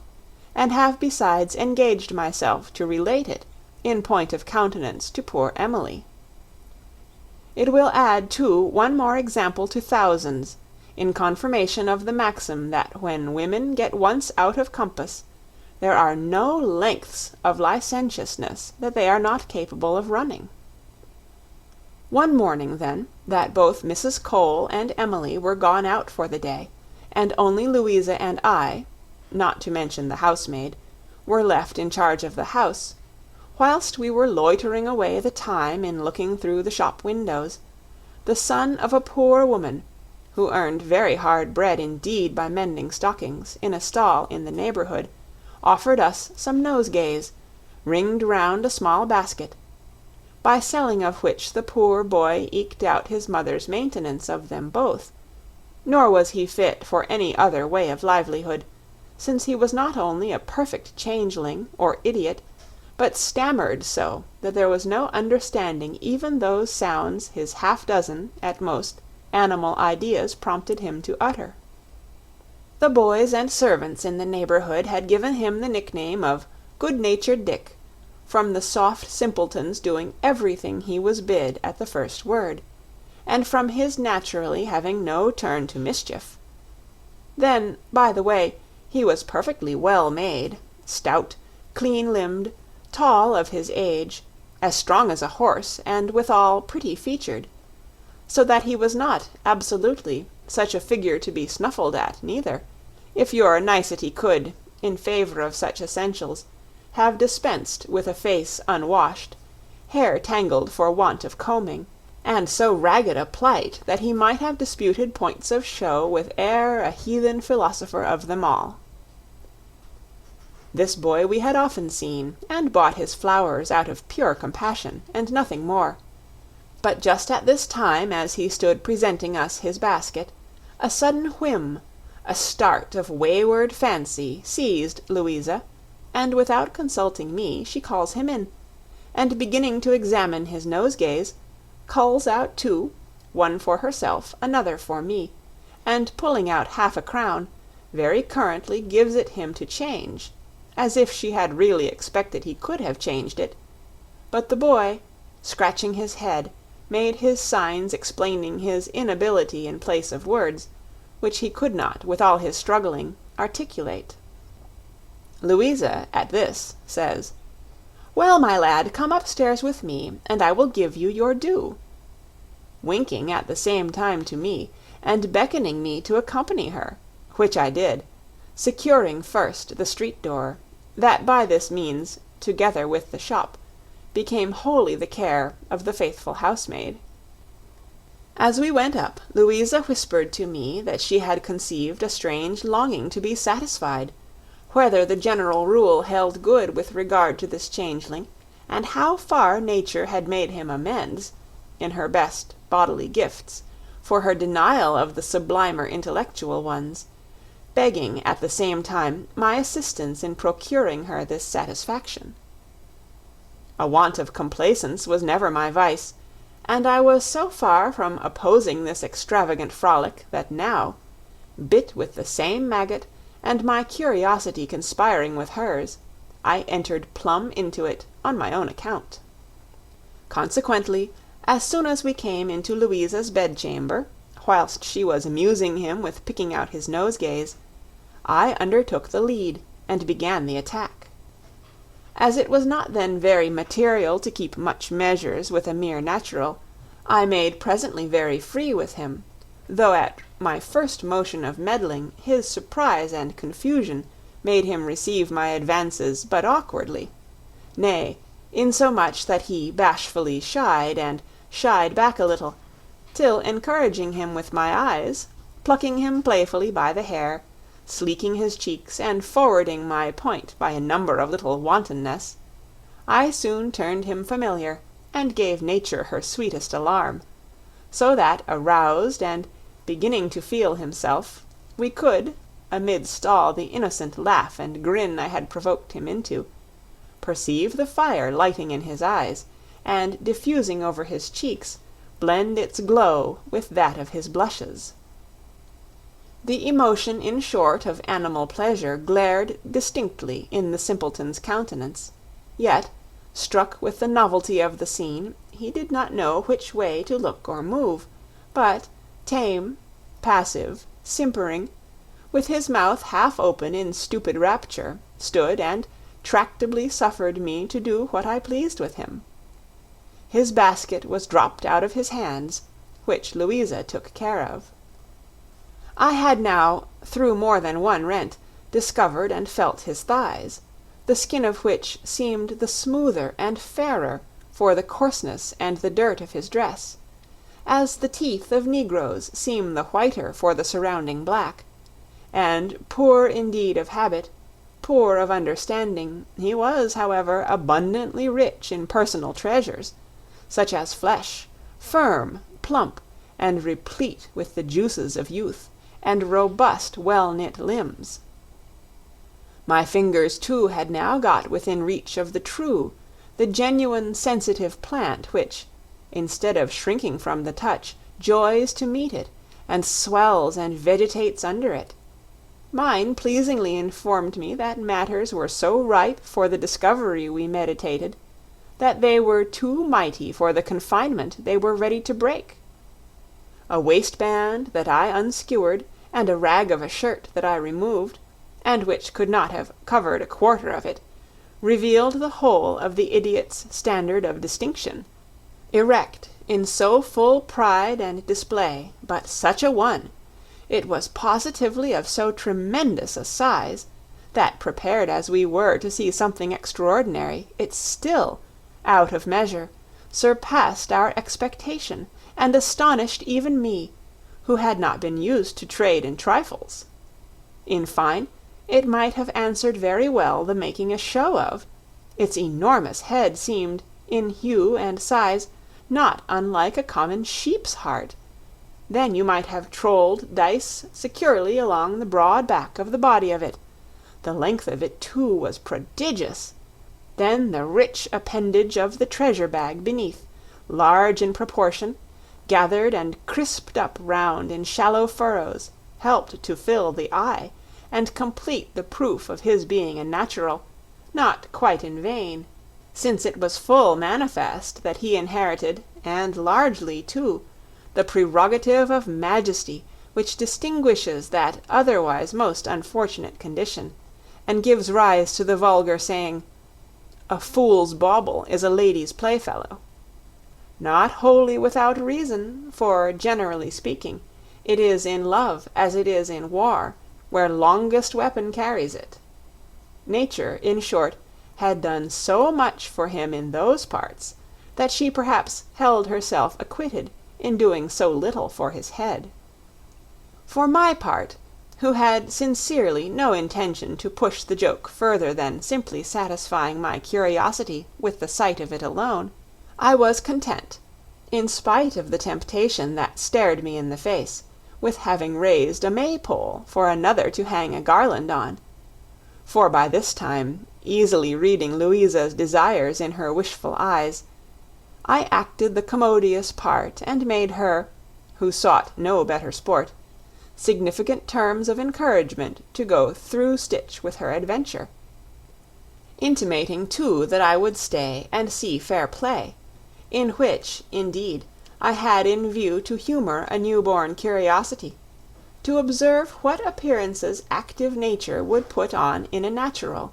in the course of this her darling operation. Louisa, whose appetite was up, and who, like the rare industrious bee, was, it seems, not above gathering the sweets of so rare a flower,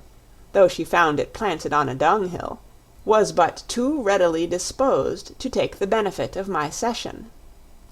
Urged then strongly by her own desires, and emboldened by me, she presently determined to risk a trial of parts with the idiot,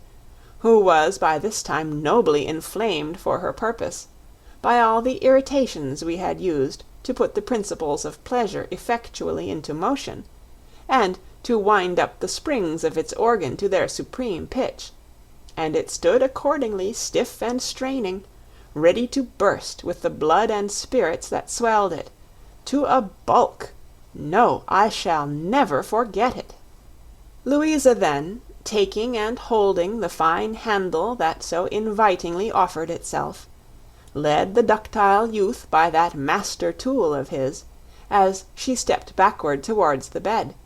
which he joyfully gave way to, under the incitations of instinct, and palpably delivered up to the goad of desire. Stopped then by the bed, she took the fall she loved, and leaned to the most, gently backward upon it,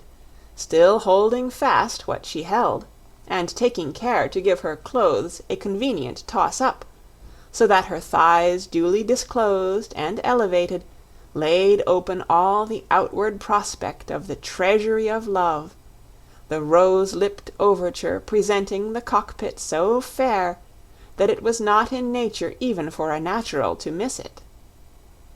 Nor did he, for Louisa, fully bent on grappling with it, and impatient of dalliance or delay, directed faithfully the point of the battering-piece, and bounded up with a rage of so voracious appetite, to meet and favor the thrust of insertion, that the fierce activity on both sides effected it with such pain of distension, that Louisa cried out violently that she was hurt beyond bearing, that she was killed. But it was too late, the storm was up, and force was on her to give way to it, for now the man-machine, strongly worked upon by the sensual passion, felt so manfully his advantages and superiority, felt withal the sting of pleasure so intolerable, that, maddening with it, his joys began to assume a character of furiousness which made me tremble for the too tender Louisa. He seemed, at this juncture, greater than himself. His countenance, before so void of meaning or expression, now grew big with the importance of the act he was upon. In short, it was not now that he was to be played the fool with. But, what is pleasant enough, I myself was awed into a sort of respect for him, by the comely terrors his motions dressed him in, his eyes shooting sparks of fire, his face glowing with ardors that gave another life to it, his teeth charning, his whole frame agitated with a raging, ungovernable impetuosity, all sensibly betraying the formidable fierceness with which the genial instinct acted upon him. Butting then and goring all before him, and mad and wild like an overdriven steer, he ploughs up the tender furrow, all insensible to Louisa's complaints. Nothing can stop, nothing can keep out a fury like his, with which, having once got its head in, its blind rage soon made way for the rest, piercing, rending, and breaking open all obstructions. The torn, split, wounded girl cries, struggles, invokes me to her rescue, and endeavors to get from under the young savage, or shake him off, but alas, in vain. Her breath might as soon have stilled or stemmed a storm in winter, as all her strength have quelled his rough assault, or put him out of his course. And indeed, all her efforts and struggles were managed with such disorder, that they served rather to entangle and fold her the faster in the twine of his boisterous arms, so that she was tied to the stake, and obliged to fight the match out if she died for it. For his part, instinct-ridden as he was, the expressions of his animal passion, partaking something of ferocity, were rather worrying than kisses, intermixed with eager, ravenous love-bites on her cheeks and neck, the prints of which did not wear out for some days after. Poor Louisa, however, bore up at length better than could have been expected, and though she suffered, and greatly too, yet, ever true to the good old cause, she suffered with pleasure, and enjoyed her pain. And soon now, by dint of an enraged enforcement, the brute machine, driven like a whirlwind, made all smoke again, and wedging its way up to the utmost extremity, left her, in point of penetration, nothing to fear or to desire, and now, gorged with the dearest morsel of the earth, Shakespeare, Louisa lay, pleased to the heart, pleased to her utmost capacity of being so, with every fibre in those parts stretched almost to breaking on a rack of joy, whilst the instrument of all this over-fullness searched her senses with its sweet excess, till the pleasure gained upon her so, its point stung her so home, that catching at length the rage from her furious driver, and sharing the riot of his wild rapture, she went wholly out of her mind into that favorite part of her body, the whole intenseness of which was so fervously filled and employed. There alone she existed, all lost in those delirious transports, those ecstasies of the senses, which her winking eyes, the brightened vermilion of her lips and cheeks, and sighs of pleasure deeply fetched, so pathetically expressed. In short, she was now as mere a machine as much wrought on, and had her motions as little at her own command as the natural himself, who thus broke in upon her, made her feel with a vengeance his tempestuous tenderness, and the force of the metal he battered with. Their active loins quivered again with the violence of their conflict, till the surge of pleasure, foaming and raging to a height, drew down the pearly shower that was to allay this hurricane. The purely sensitive idiot then first shed those tears of joy that attend its last moments, not without an agony of delight, and even almost a roar of rapture, as the gush escaped him. So sensibly, too, for Louisa, that she kept him faithful company, going off, in consent, with the old symptoms, a delicious delirium, a tremulous convulsive shudder, and the critical dying "Oh!" And now, on his getting off, she lay pleasure-drenched, and regorging its essential sweets, but quite spent, and gasping for breath, without other sensation of life than in those exquisite vibrations that trembled yet on the strings of delight, which had been too intensively touched, and which nature had been so intensely stirred with, for the senses to be quickly at peace from.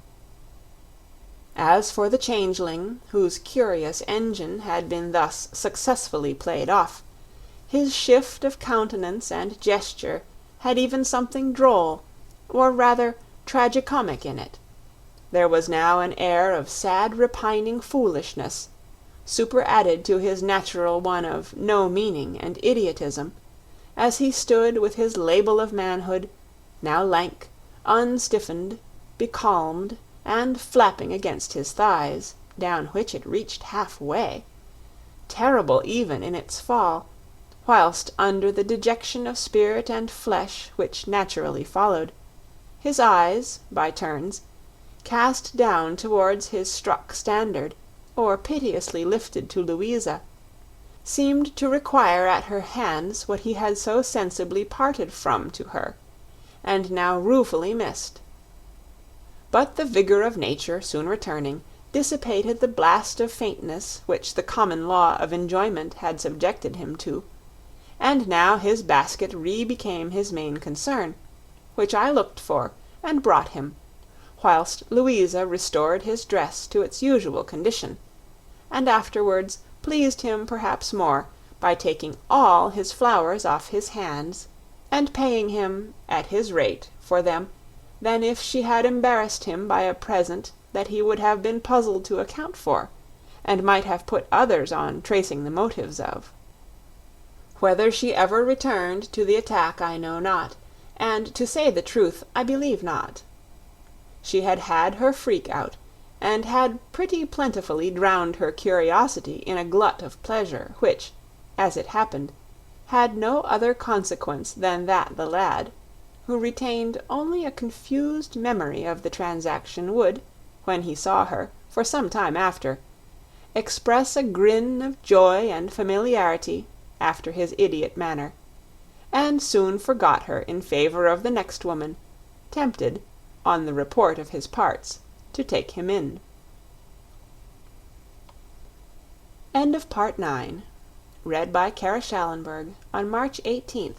2006, in Oceanside, California.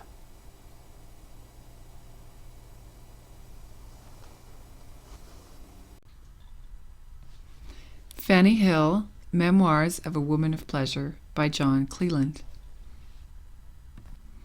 Part 10. Louisa herself did not long outstay this adventure at Mrs. Cole's, to whom, by the by, we took care not to boast of our exploit, till all fear of consequences were clearly over. For an occasion presenting itself of proving her passion for a young fellow at the expense of her discretion, proceeding all in character, she packed up her toilet at half a day's warning, and went with him abroad, since which I entirely lost sight of her, and it never fell in my way to hear what became of her. But a few days after she had left us, two very pretty young gentlemen, who were Mrs. Cole's especial favourites, and free of her academy, easily obtained her consent for Emily's and my acceptance of a party of pleasure at a little but agreeable house belonging to one of them, situated not far up the river Thames on the Surrey side. Everything being settled, and it being a fine summer day, but rather of the warmest, we set out after dinner and got to our rendezvous about 4 in the afternoon. Where landing at the foot of a neat, joyous pavilion, Emily and I were handed into it by our squires, and there drank tea with a cheerfulness and gaiety that the beauty of the prospect, the serenity of the weather, and the tender politeness of our sprightly gallants naturally led us into. After tea, and taking a turn in the garden, my particular, who was the master of the house, and had in no sense schemed this party of pleasure for a dry one, proposed to us, with that frankness which his familiarity at Mrs. Cole's entitled him to, as the weather was excessively hot, to bathe together, under a commodious shelter that he had prepared expressly for that purpose, in a creek of the river, with which a side door of the pavilion immediately communicated, and where we might be sure of having our diversions out, safe from interruption, and with the utmost privacy. Emily, who never refused anything, and I, who ever delighted in bathing, and had no exception to the person who proposed it,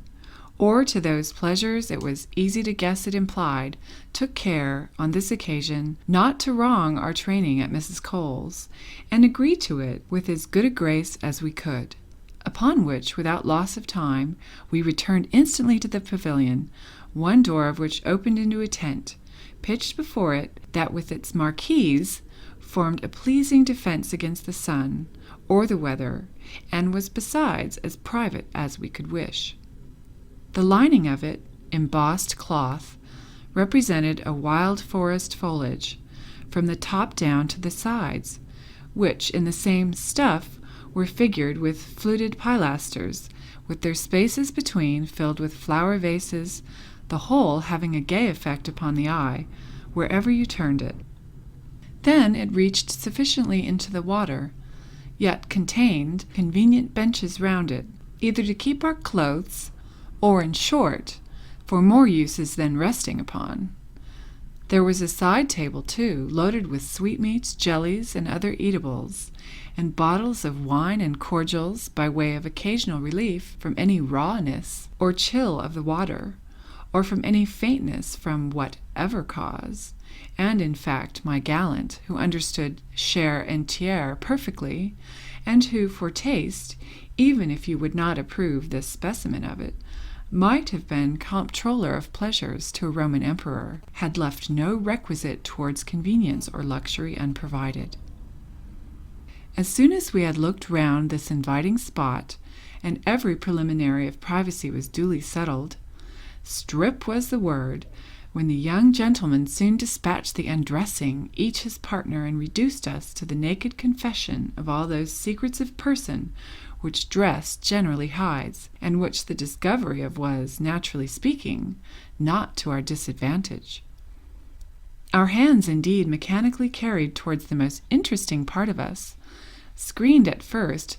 all from the tufted cliff downwards, till we took them away at their desire, and employed them in doing them the same office, of helping off with their clothes, in the process of which there passed all the little wantonnesses and frolics that you may easily imagine. As for my spark, he was presently undressed, all to his shirt, the forelappet of which, as he leaned languishingly on me, he smilingly pointed me to observe, as it bellied out or rose and fell, according to the unruly starts of the motion behind it. But it was soon fixed, for now taking off his shirt, and naked as a Cupid, he shooed at me at so upright a stand as prepared me indeed for his application to me for instant ease. But though the sight of its fine size was fit enough to fire me, the cooling air, as I stood in this state of nature, joined to the desire I had of bathing first, enabled me to put him off and tranquilize him with the remark that a little suspense would only set a keener edge on the pleasure. Leading then the way, and shewing our friends an example of continency, which they were giving signs of losing respect to, we went hand in hand into the stream, till it took us up to our neck, where the no more than grateful coolness of the water gave my senses a delicious refreshment from the sultriness of the season, and made me more alive, more happy in myself, and, in course, more alert and open to voluptuous impressions.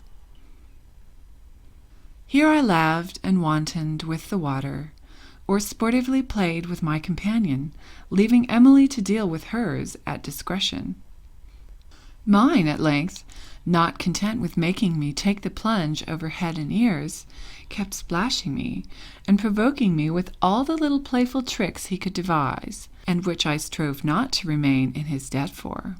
We gave, in short, a loose to mirth, and now nothing would serve him but giving his hands the regale of going over every part of me, neck, breast, belly, thighs, and all the etc., so dear to the imagination, under the pretext of washing and rubbing them,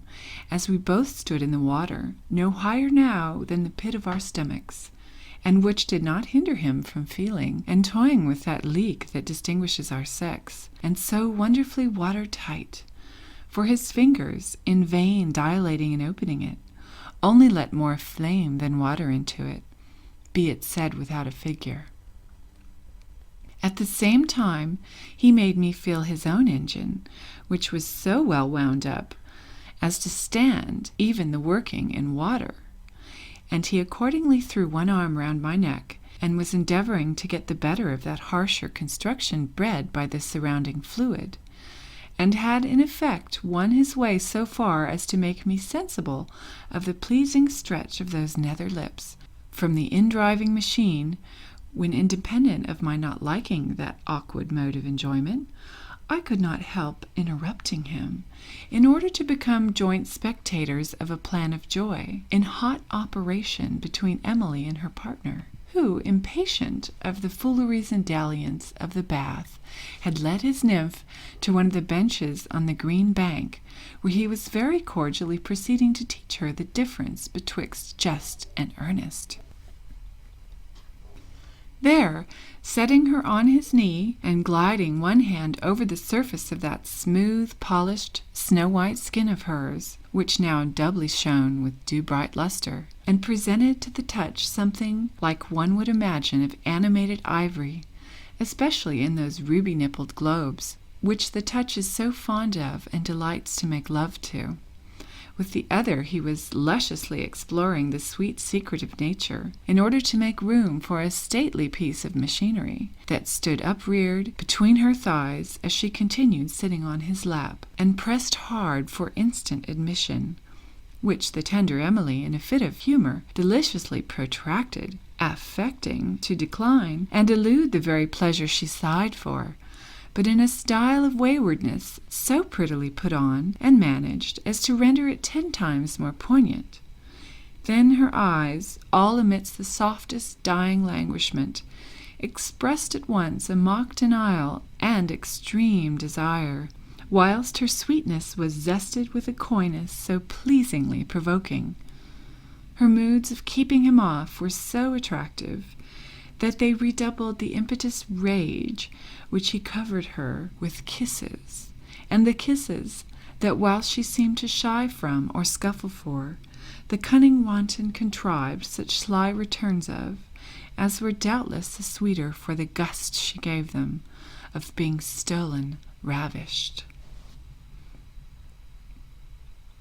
Thus Emily, who knew no art but that which nature itself, in favor of her principal end, pleasure, had inspired her with, the art of yielding, coyed it indeed,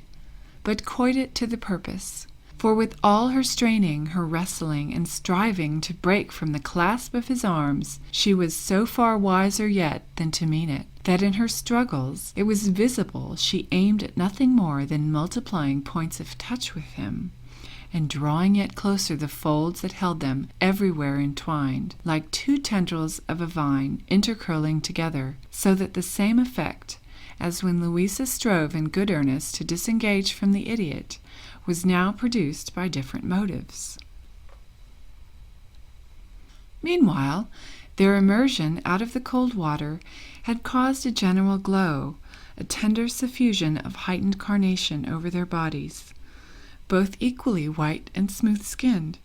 so that as their limbs were thus amorously interwoven, in sweet confusion, it was scarce possible to distinguish who they respectively belonged to, but for the brawnier, bolder muscles of the stronger sex. In a little time, however, the champion was fairly in with her, and had tied at all points the true lover's knot, when now, adieu all the little refinements of a finessed reluctance, adieu the friendly feint. She was presently driven forcibly out of the power of using any art, and indeed, what art must not give way, when nature, corresponding with her assailant, invaded in the heart of her capital and carried by storm, lay at the mercy of the proud conqueror who had made his entry triumphantly and completely. Soon, however, to become a tributary, for the engagement growing hotter and hotter at close quarters, she presently brought him to the pass of paying down the dear debt to nature, which had scarce time to plume herself upon her victory, but shot with the same discharge, she in a loud expiring sigh, in the closure of her eyes, the stretch out of her limbs, and a remission of her whole frame, gave manifest signs that all was as it should be. For my part, who had not with the calmest patience stood in the water all this time to view this warm action, I leaned tenderly on my gallant, and at the close of it seemed to ask him with my eyes what he thought of it. But he, more eager to satisfy me by his actions than by words or looks, as we shoaled the water towards the shore, shewed me the staff of love so intensely set up, that had not even charity beginning at home in this case urged me to our mutual relief, it would have been cruel indeed to have suffered the youth to burst with straining, when the remedy was so obvious and so near at hand. Accordingly, we took to a bench, whilst Emily and her spark, who belonged, it seemed, to the sea, stood at the sideboard, drinking to our good voyage, for, as the last observed, we were well under way, with a fair wind up channel and full freighted, nor indeed were we long before we finished our trip to Cythera and unloaded in the old haven, but as the circumstances did not admit of much variation, I shall spare you the description. At the same time, allow me to place you here an excuse I am conscious of owing you, for having, perhaps, too much affected the figurative style, though surely it can pass nowhere more allowably than in a subject which is so properly the province of poetry, nay, is poetry itself, pregnant with every flower of imagination and loving metaphors, even where not the natural expressions, for respects of fashion and sound, necessarily forbid it. Resuming now my history,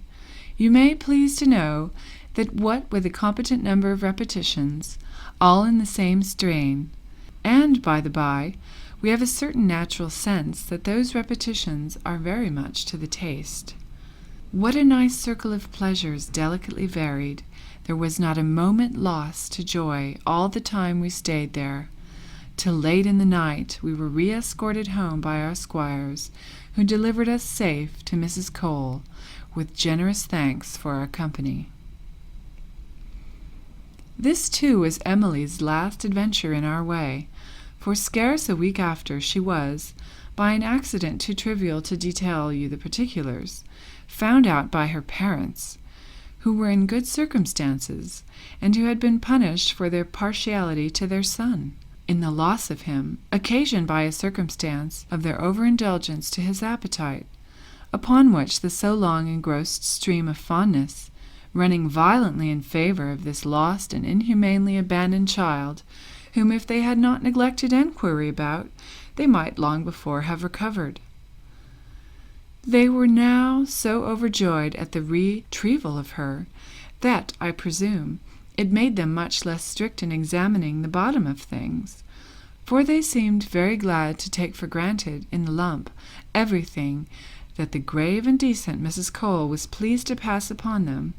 and soon afterwards sent her, from the country, a handsome acknowledgment. But it was not so easy to replace to our community the loss of so sweet a member of it, for not to mention her beauty, she was one of those mild, pliant creatures that if one does not entirely esteem, one can scarce help loving, which is not such a bad compensation neither. Owing all her weaknesses to good nature, and an indolent facility that kept her too much at the mercy of first impressions,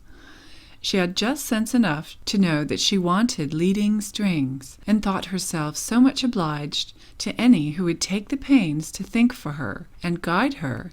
that with a very little management she was capable of being made a most agreeable, nay, a most virtuous wife, for vice, it is probable, had never been her choice or her fate, if it had not been for occasion or example, or had she not depended less upon herself than upon her circumstances. This presumption her conduct afterwards verified, for presently meeting with a match that was ready cut and dry for her, with a neighbour's son of her own rank, and a young man of sense and order, who took her as the widow of one lost at sea, for so it seems one of her gallants, whose name she had made free with, really was. She naturally struck into all the duties of their domestic life with as much constancy and regularity as if she'd never swerved from a state of undebauched innocence from her youth. These desertions had, however, now so far thinned Mrs. Cole's brood, that she was left with only me, like a hen with one chicken. But though she was earnestly entreated and encouraged to recruit her corps, her growing infirmities, and above all, the tortures of a stubborn hip gout, which she found would yield to no remedy, determined her to bread up her business and retire with a decent pittance into the country, where I promised myself nothing so sure as my going down to live with her as soon as I had seen a little more of life, and improved my small matters into a competency that would create in me an independence on the world. For I was now, thanks to Mrs. Cole, wise enough to keep that essential in view. Thus I was then to lose my faithful preceptress, as did the philosophers of the town the White Crow of her profession. For besides that she never ransacked her customers, besides that she never racked her pupils with unconscionable extortions, nor ever put their hard earnings, as she called them, under the contribution of poundage. She was a severe enemy to the seduction for innocence, and confined her acquisition solely to those unfortunate young women who, having lost it, were but the juster objects of compassion. Among these, indeed, she picked but such as suited her views, and taking them under her protection, rescued them from the danger of the public sinks of ruin and misery, to place or do for them, well or ill, in the manner you have seen. Having then settled her affairs, she set out on her journey after taking the most tender leave of me, and at the end of some excellent instructions, recommending me to myself with an anxiety perfectly maternal. In short, she affected me so much that I was not presently reconciled to myself for suffering her at any rate to go without me, but fate had, it seems, otherwise disposed of me. I had, on my separation from Mrs. Cole, taken a pleasant, convenient house at Marybone, but easy to rent and manage from its smallness, which I furnished neatly and modestly. There, with a reserve of £800, the fruit of my deference to Mrs. Cole's counsels, exclusive of clothes, some jewels, some plate, I saw myself in purse for a long time, to wait without impatience for what the chapter of accidents might produce in my favour. Here, under the new character of a young gentlewoman whose husband was gone to sea, I had marked me out such lines of life and conduct as leaving me at a competent liberty to pursue my views, either out of pleasure or fortune, bounded me nevertheless strictly within the rules of decency and discretion, a disposition in which you cannot escape observing a true pupil of Mrs. Cole. I was scarce, however, well warm in my new abode, when going out one morning pretty early to enjoy the freshness of it, in the pleasing outlet of the fields, accompanied only by a maid, whom I had newly hired, as we were carelessly walking among the trees, we were alarmed with the noise of a violent coughing. Turning our heads towards which, we distinguished a plain, well-dressed elderly gentleman, who, attacked with a sudden fit, was so much overcome as to be forced to give way to it and sit down at the foot of a tree, where he seemed suffocating with the severity of it, being perfectly black in the face, not less moved than frightened, with which I flew on the instant to his relief, and using the road of practice I had observed on the like occasion, I loosened his cravat and clapped him on the back. But whether to any purpose, or whether the cough had its own course, I know not. But the fit immediately went off, and now recovered to his speech and legs, he returned me thanks with as much emphasis as if I had saved his life. This naturally engaging a conversation, he acquainted me where he lived, which was at a considerable distance from where I met with him, and where he had strayed insensibly on the same intention of a morning walk. He was, as I afterwards learned in the course of the intimacy which this little accident gave birth to, an old bachelor, turned of 60, but of a vigorous complexion, insomuch that he scarce marked 45, having never racked his constitution by permitting his desires to overtax his ability. As to his birth and condition, his parents, honest and failed mechanics, had, by the best traces he could get of them, left him an infant orphan on the parish, so that it was from a charity school that by honesty and industry he made his way into a merchant's counting-house, from whence, being sent to a house in Cadiz, he there, by his talents and activity, acquired a fortune, but an immense one, with which he returned to his native country, where he could not, however, so much as fish out one single relation out of the obscurity he was born in. Taking then a taste for retirement, and so pleased to enjoy life, like a mistress in the dark, he flowed his days in all the ease of opulence, without the least parade of it, and rather studying the concealment than the shew of a fortune, looked down on a world he perfectly knew himself, to his wish, unknown and unmarked by.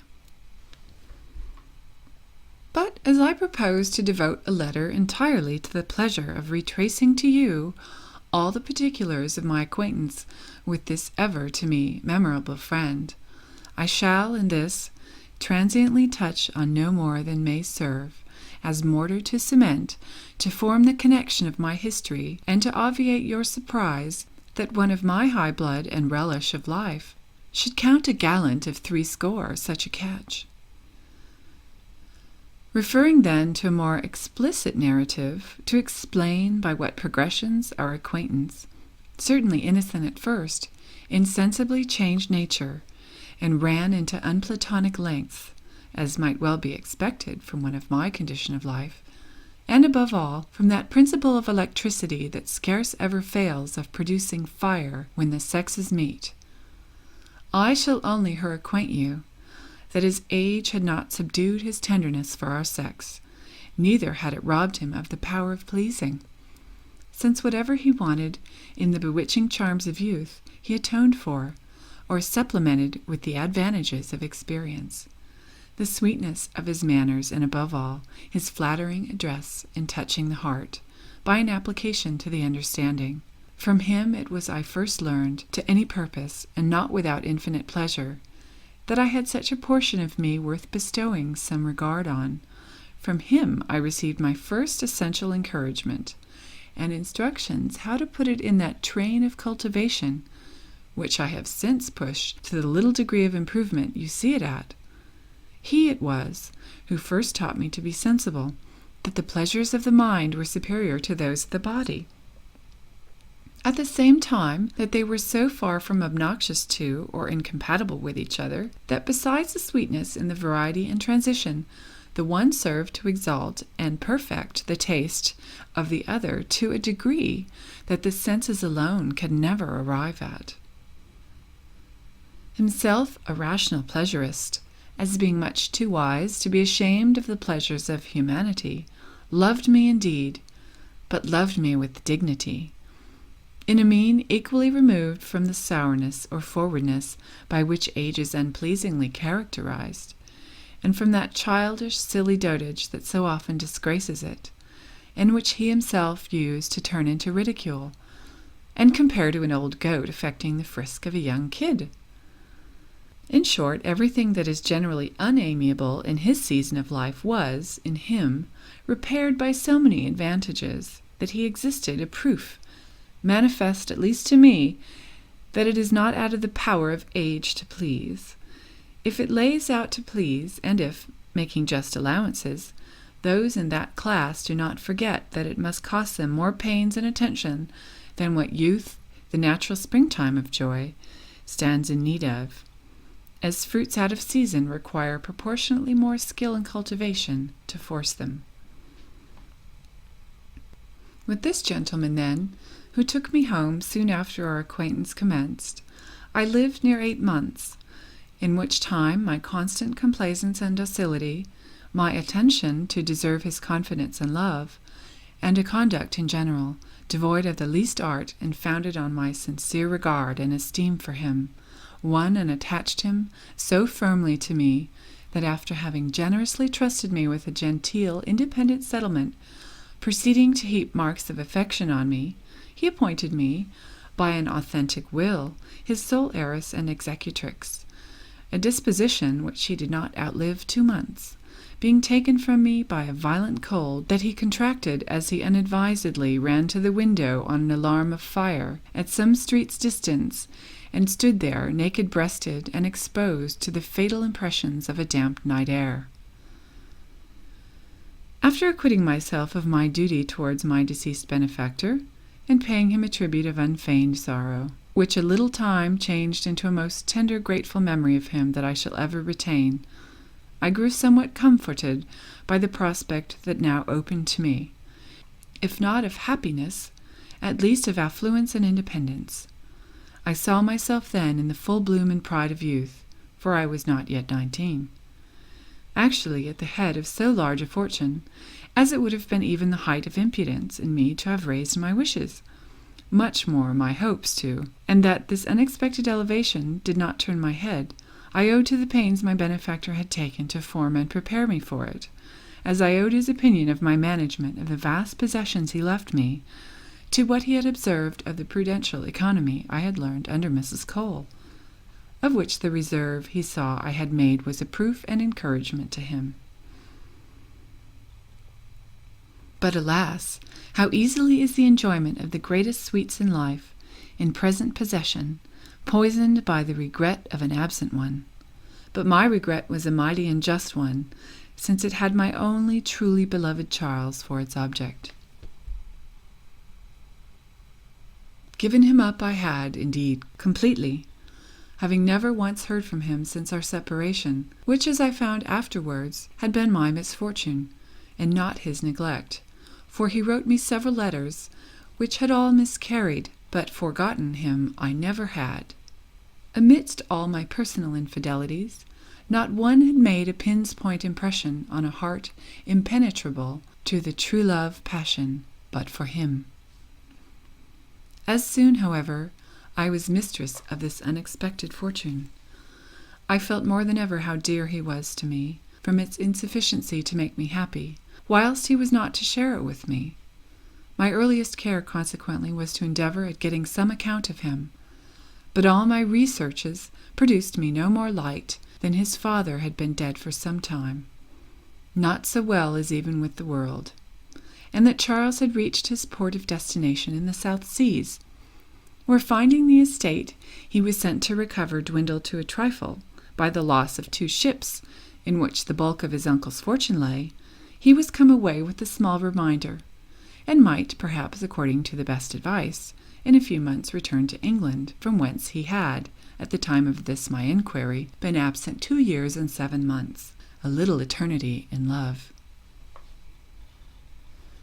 You cannot conceive with what joy I embraced the hopes thus given me of seeing the delight of my heart again. But as the terms of months was assigned it, in order to divert and amuse my impatience for his return, after settling my affairs with much ease and security, I set out on a journey for Lancashire, with an equipage suitable to my fortune, and with a design purely to revisit my place of nativity, for which I could not help retaining a great tenderness, and might naturally not be sorry to shew myself there, to the advantage I was now in pass to do, after the report Esther Davis had spread of my being spirited away to the plantations, for on no other supposition could she account for the suppression of myself to her, since her leaving me so abruptly at the inn. Another favourite intention I had, to look out for my relations, though I had none besides distant ones, and prove a benefactress to them. Then Mrs. Cole's place of retirement, lying in my way, was not amongst the least of the pleasures I had proposed to myself in this expedition.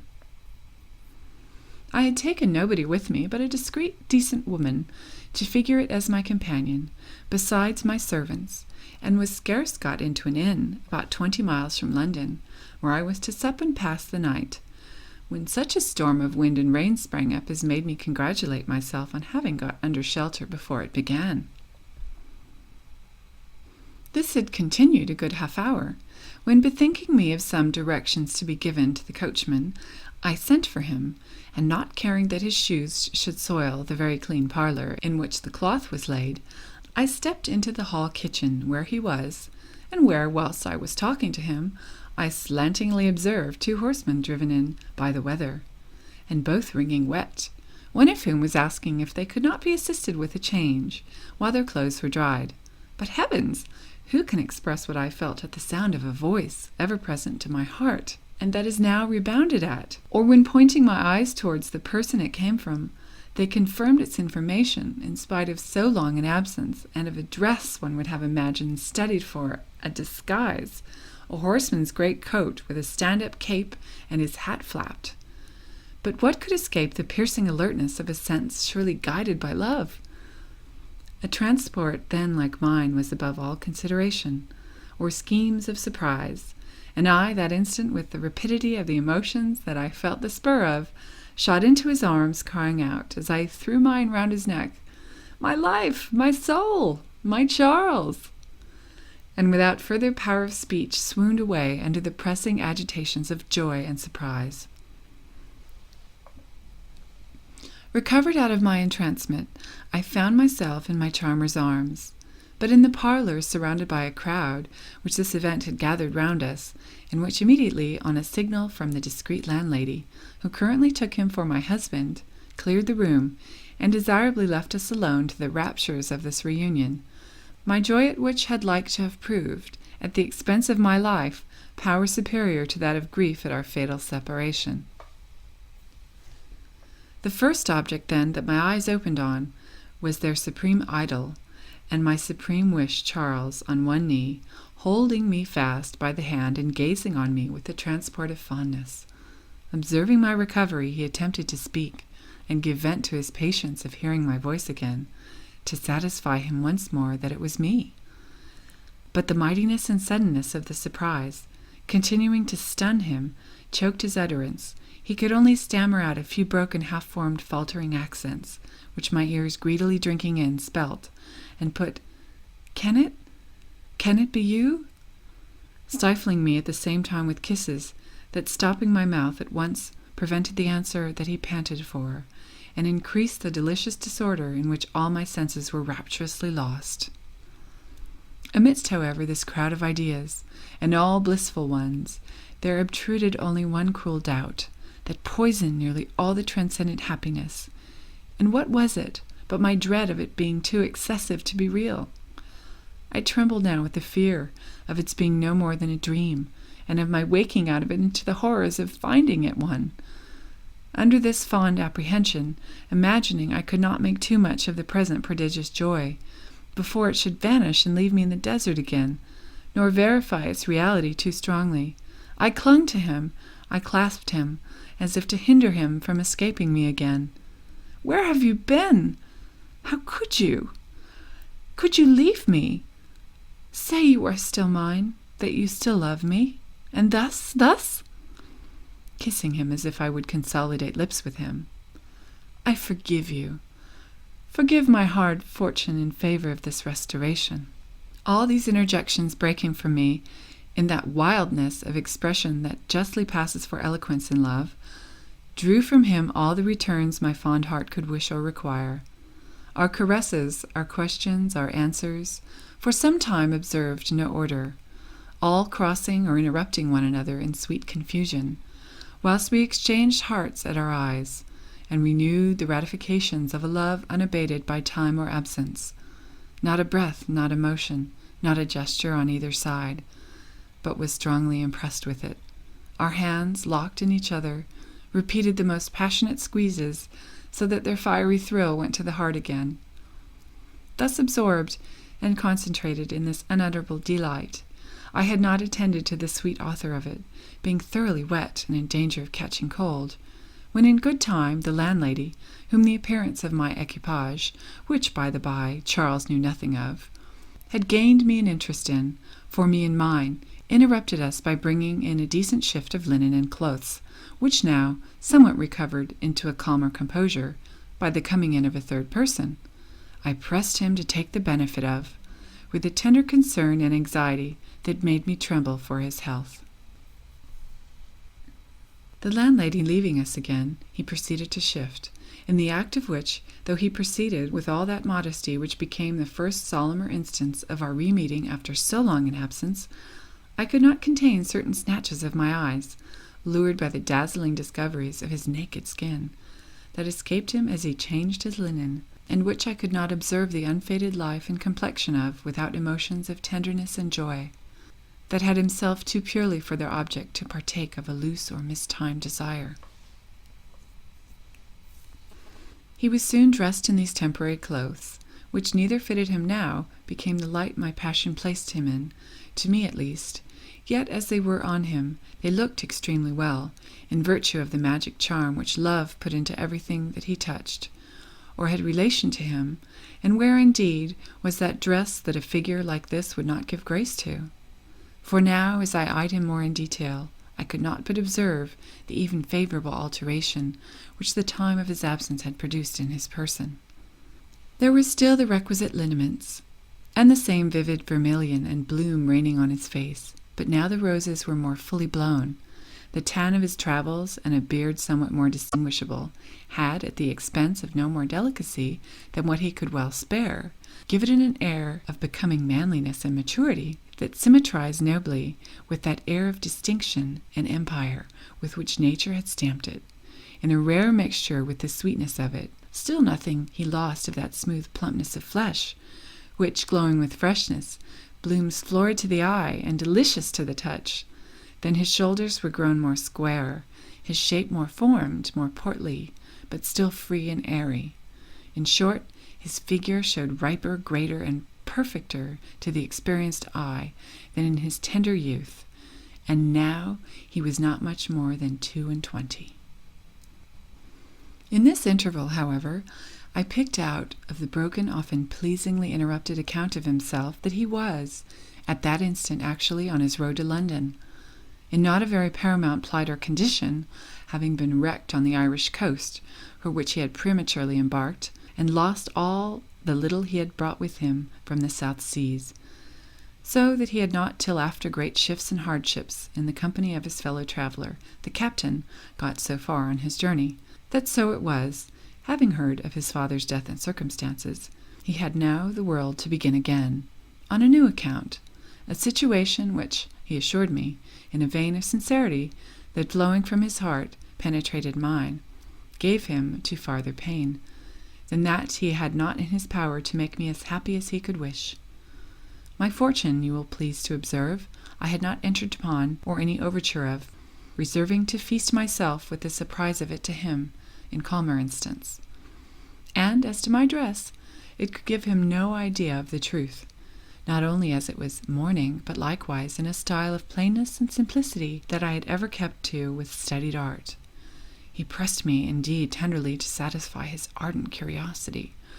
both with regard to my past and present state of life, since his being torn away from me, but I had the address to elude his questions by answers that, shewing his satisfaction at no great distance,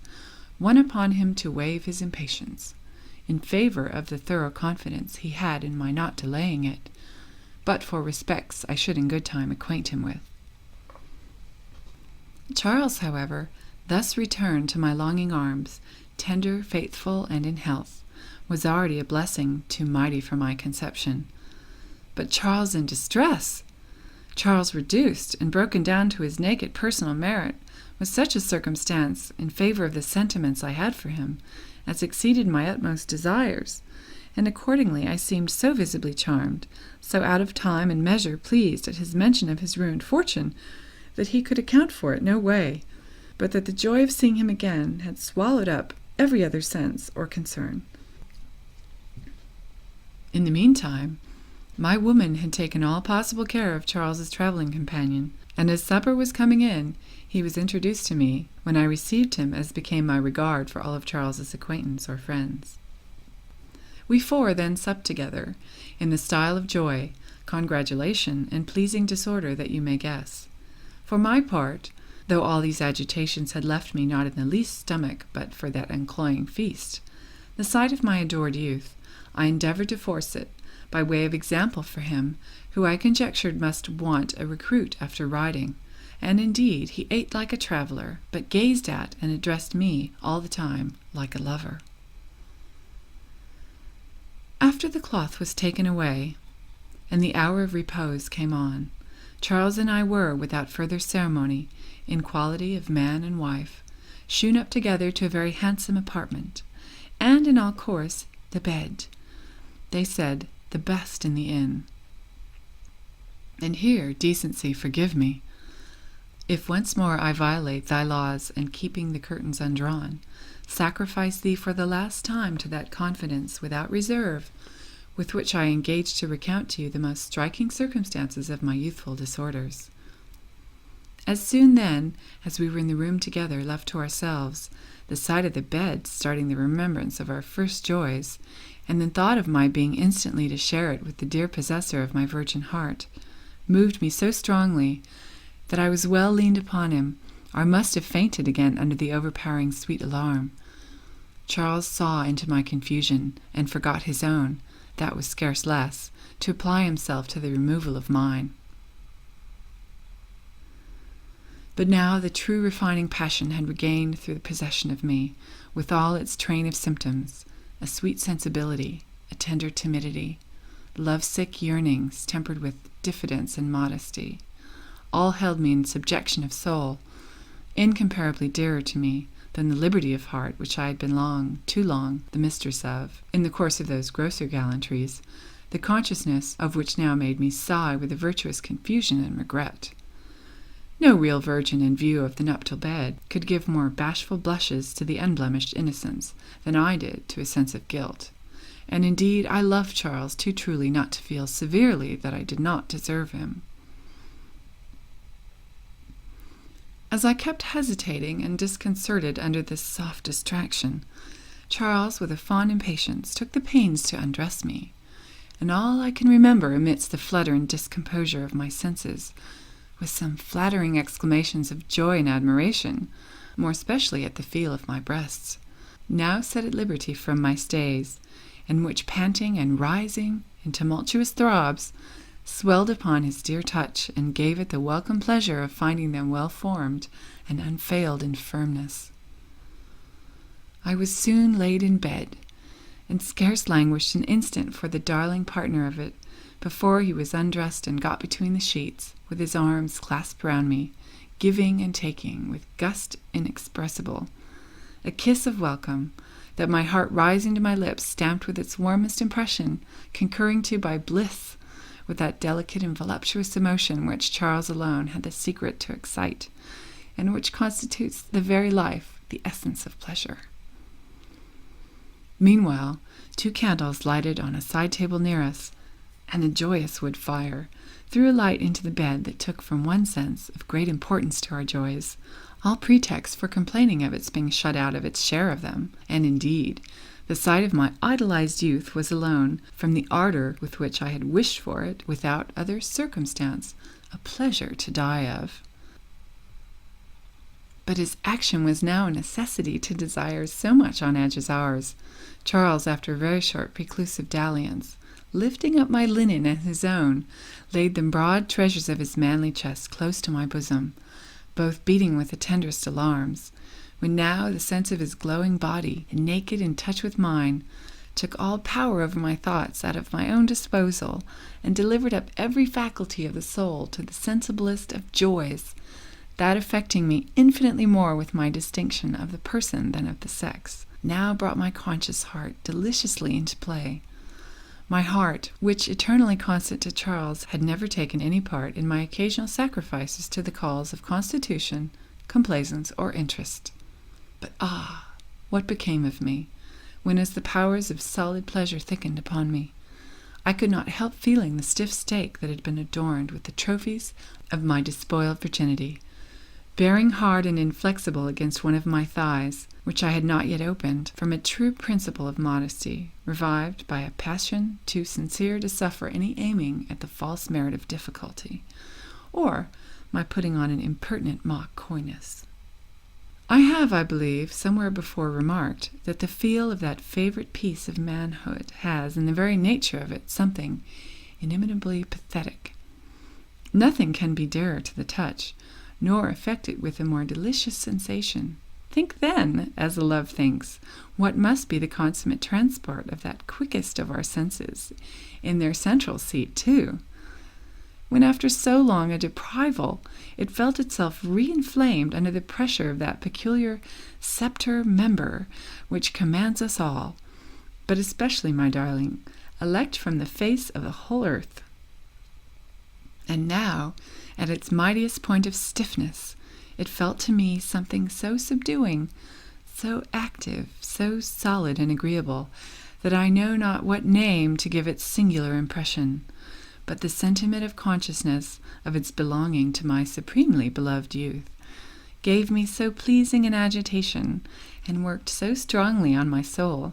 that it sent all its sensitive spirits to that organ of bliss in me, dedicated to its reception.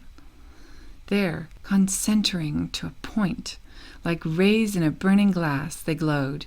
They burnt with the intensest heat. The springs of pleasure were, in short, wound up to such a pitch. I panted now, so exquisitely keen an appetite for the eminent enjoyment that I was even sick with desire, and unequal to support the combination of 2 distinct ideas that delightfully distracted me. For all the thought I was capable of was that I was now in touch at once with the instrument of pleasure and the great seal of love, ideas that, mingling streams, poured such an ocean of intoxicating bliss on a weak vessel, all too narrow to contain it, that I lay overwhelmed, absorbed, lost in an abyss of joy, and dying of nothing but immoderate delight. Charles then roused me, somewhat out of this ecstatic distraction, with a complaint softly murmured, amidst a crowd of kisses, at the position, not so favorable to his desires, in which I received his urgent insistence for admission, where that insistence was alone so engrossing a pleasure that it made me inconsistently suffer a much dearer one to be kept out. But how sweet to correct such a mistake! My thighs, now obedient to the imitations of love and nature, gladly disclose, and with ready submission, rein up the soft gateway to the entrance of pleasure. I feel the delicious velvet tip, He enters me might and main with, oh, my pen drops from me here in the ecstasy now present to my faithful memory. Description too deserts me, and delivers over a task above its strength of wing to the imagination.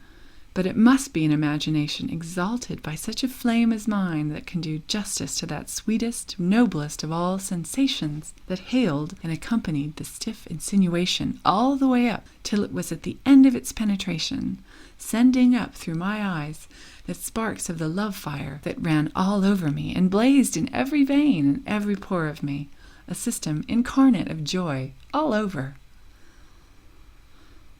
I had now totally taken in love's true arrow from the point up to the feather.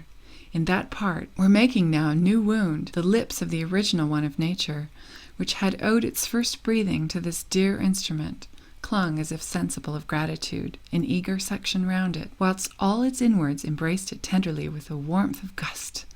a compressive energy that gave it, in its way, the heartiest welcome in nature. Every fibre there gathering tight round it, and straining ambitiously to come in for its share of the blissful touch. As we were giving them a few moments of pause to the delectation of the senses, and dwelling with the highest relish on this intimest point of reunion, and chewing the cud of enjoyment, the impatience natural to the pleasure soon drove us into action. Then began the driving tumult on his side, and the responsive heaves on mine, which kept me up to him, whilst, as our joys grew too great for utterance, the organs of our voices, voluptuously intermixing, became organs of the touch. And oh, the touch, how delicious! That touch, how poignantly luscious! And now I felt to the heart of me, I felt the prodigious keen edge with which love, presiding over this act, points the pleasure. Love, that may be styled the Attic salt of enjoyment, and indeed, without it, the joy, great as it is still a vulgar one, whether a king or a beggar, for it is, undoubtedly, love alone that refines, ennobles, and exalts it. Thus happy, then, by the heart, happy by the senses, it was beyond all power, even of thought, to form the conception of a greater delight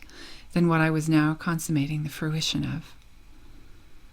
Charles, whose whole frame was convulsed with the agitation of his rapture, whilst the tenderest fires trembled in his eyes, all assured me of a perfect concord of joy, penetrated me so profoundly, touched me so vitally, took me so much out of my own possession, whilst he seemed himself so much in mine, that in a delicious enthusiasm I imagined such a transfusion of heart and spirit as that coalescing and making one body and soul with him, I was he and he me. But all this pleasure tending, like life from its first instance, towards its own dissolution, lived too fast not to bring on upon the spur its delicious moment of mortality, for presently the approach of the tender agony discovered itself by its usual signals, that were quickly followed by my dear love's emanation of himself that spun, and shot, feelingly indeed, up the ravished indraught, where the sweetly soothing balmy titillation opened up all the juices of joy on my side, which ecstatically in flow helped to allay the prurient glow, and drowned our pleasure for a while. Soon, however, to be onflowed again. For Charles, true to nature's laws, in one breath expiring and ejaculating, languished not long in the dissolving trance, but recovering spirit again, soon gave me to feel that the true metal springs of his instrument of pleasure were by love, and perhaps by a long vacation, wound up too high to be let down by a single explosion. His stiffness still stood, my friend. Resuming then the action afresh without dislodging, or giving me the trouble of parting from my sweet tenant,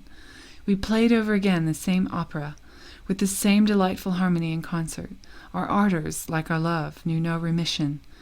and all as the tide served my lover, lavish of his stores and pleasure milked, overflowed me once more from the fullness of his oval reservoirs of the genial emulsion, whilst on my side a convulsive grasp, in the instant of my giving down the liquid contribution, rendered me sweetly subservient at once to the increase of his joy and of its effusions, moving me so as to make me exert all those springs of the compressive exsuction with which the sensitive mechanism of that part thirstily draws and drains the nipple of love.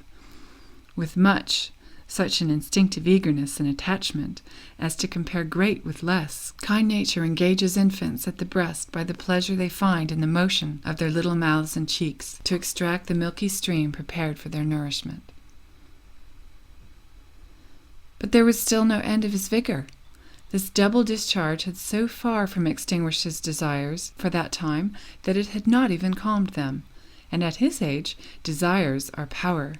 He was proceeding then amazingly to push it to a third triumph, still without uncasing. If a tenderness natural to true love had not inspired me with self-denial enough to spare, and not overstrain him, and accordingly entreating him to give himself and me quarter, I obtained at length a short suspension of arms, but not before he had exultingly satisfied me that he gave me outstanding. The remainder of the night, with which we borrowed upon the day, we employed with unwearied fervor in celebrating thus the festival of our re-meeting, and got up pretty late in the morning, gay, brisk, and alert, though rest had been a stranger to us. But the pleasures of love had been to us what the joy of victory is to an army: repose, refreshment, everything. The journey into the country being now entirely out of the question, and orders having been given overnight for turning the horses' heads towards London, we left the inn as soon as we had breakfasted, not without a liberal distribution of the tokens of my grateful sense of the happiness I had met with in it. Charles and I were in my coach, the captain and my companion in a chaise hired purposely for them, to leave us the conveniency of a tete-a-tete. Here on the road, as the tumult of my senses was tolerably composed, I had command enough to head to break properly to him the course of life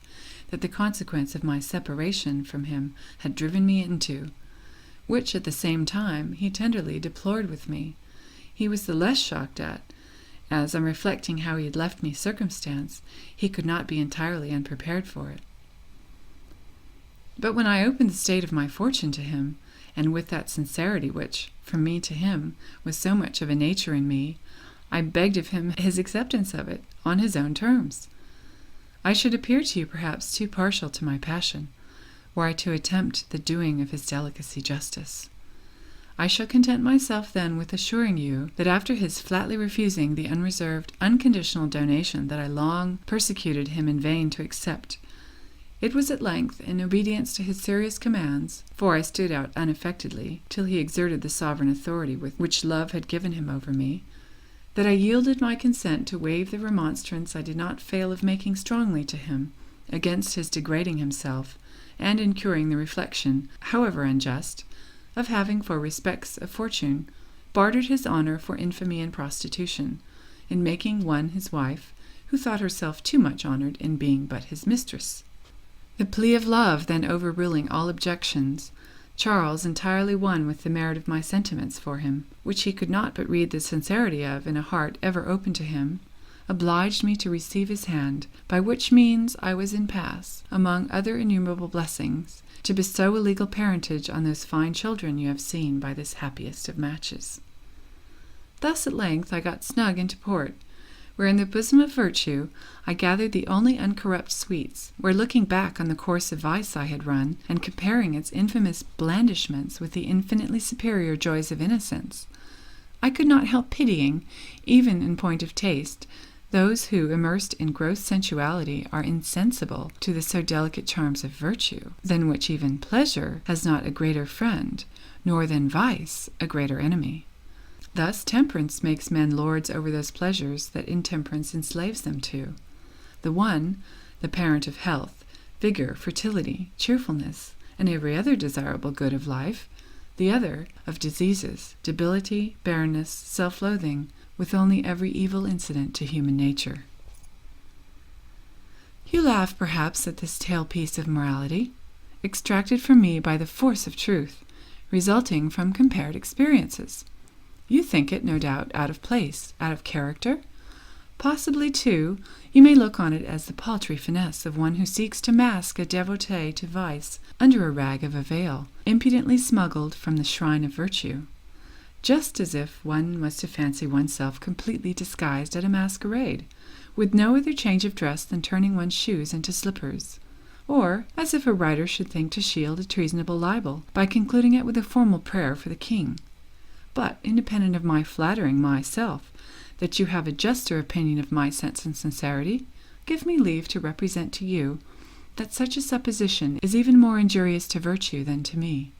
since, consistently with candour and good nature, it can have no foundation but in the falsest of fears that its pleasures cannot stand in comparison with those of vice. But let truth dare to hold it up in its most alluring light. Then mark how spurious, how low of taste, how comparatively inferior its joys are to those which virtue gives sanction to, and whose sentiments are not above making even a sauce for the senses, but a sauce of the highest relish, whilst vices are the harpies that infect and foul the feast. The paths of vice are sometimes strewed with roses, but then they are forever infamous for many a thorn, for many a cankerworm.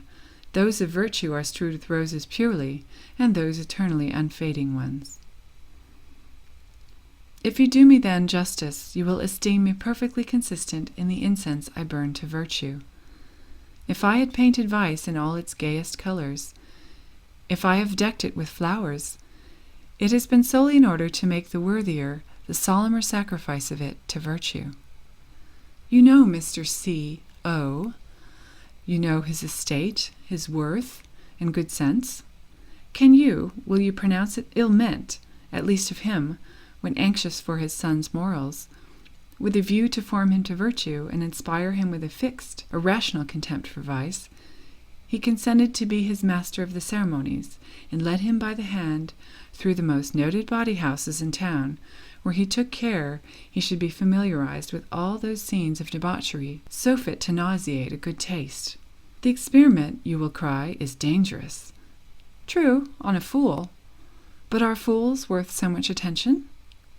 I shall see you soon, and in the meantime think candidly of me, and believe me ever, Madam, yours, etc., etc., etc. End of Part 10. End of Fanny Hill. Memoirs of a Woman of Pleasure, by John Cleland. Published in 1749. Read by Nocturna, in Monrovia, California, Spring 2006.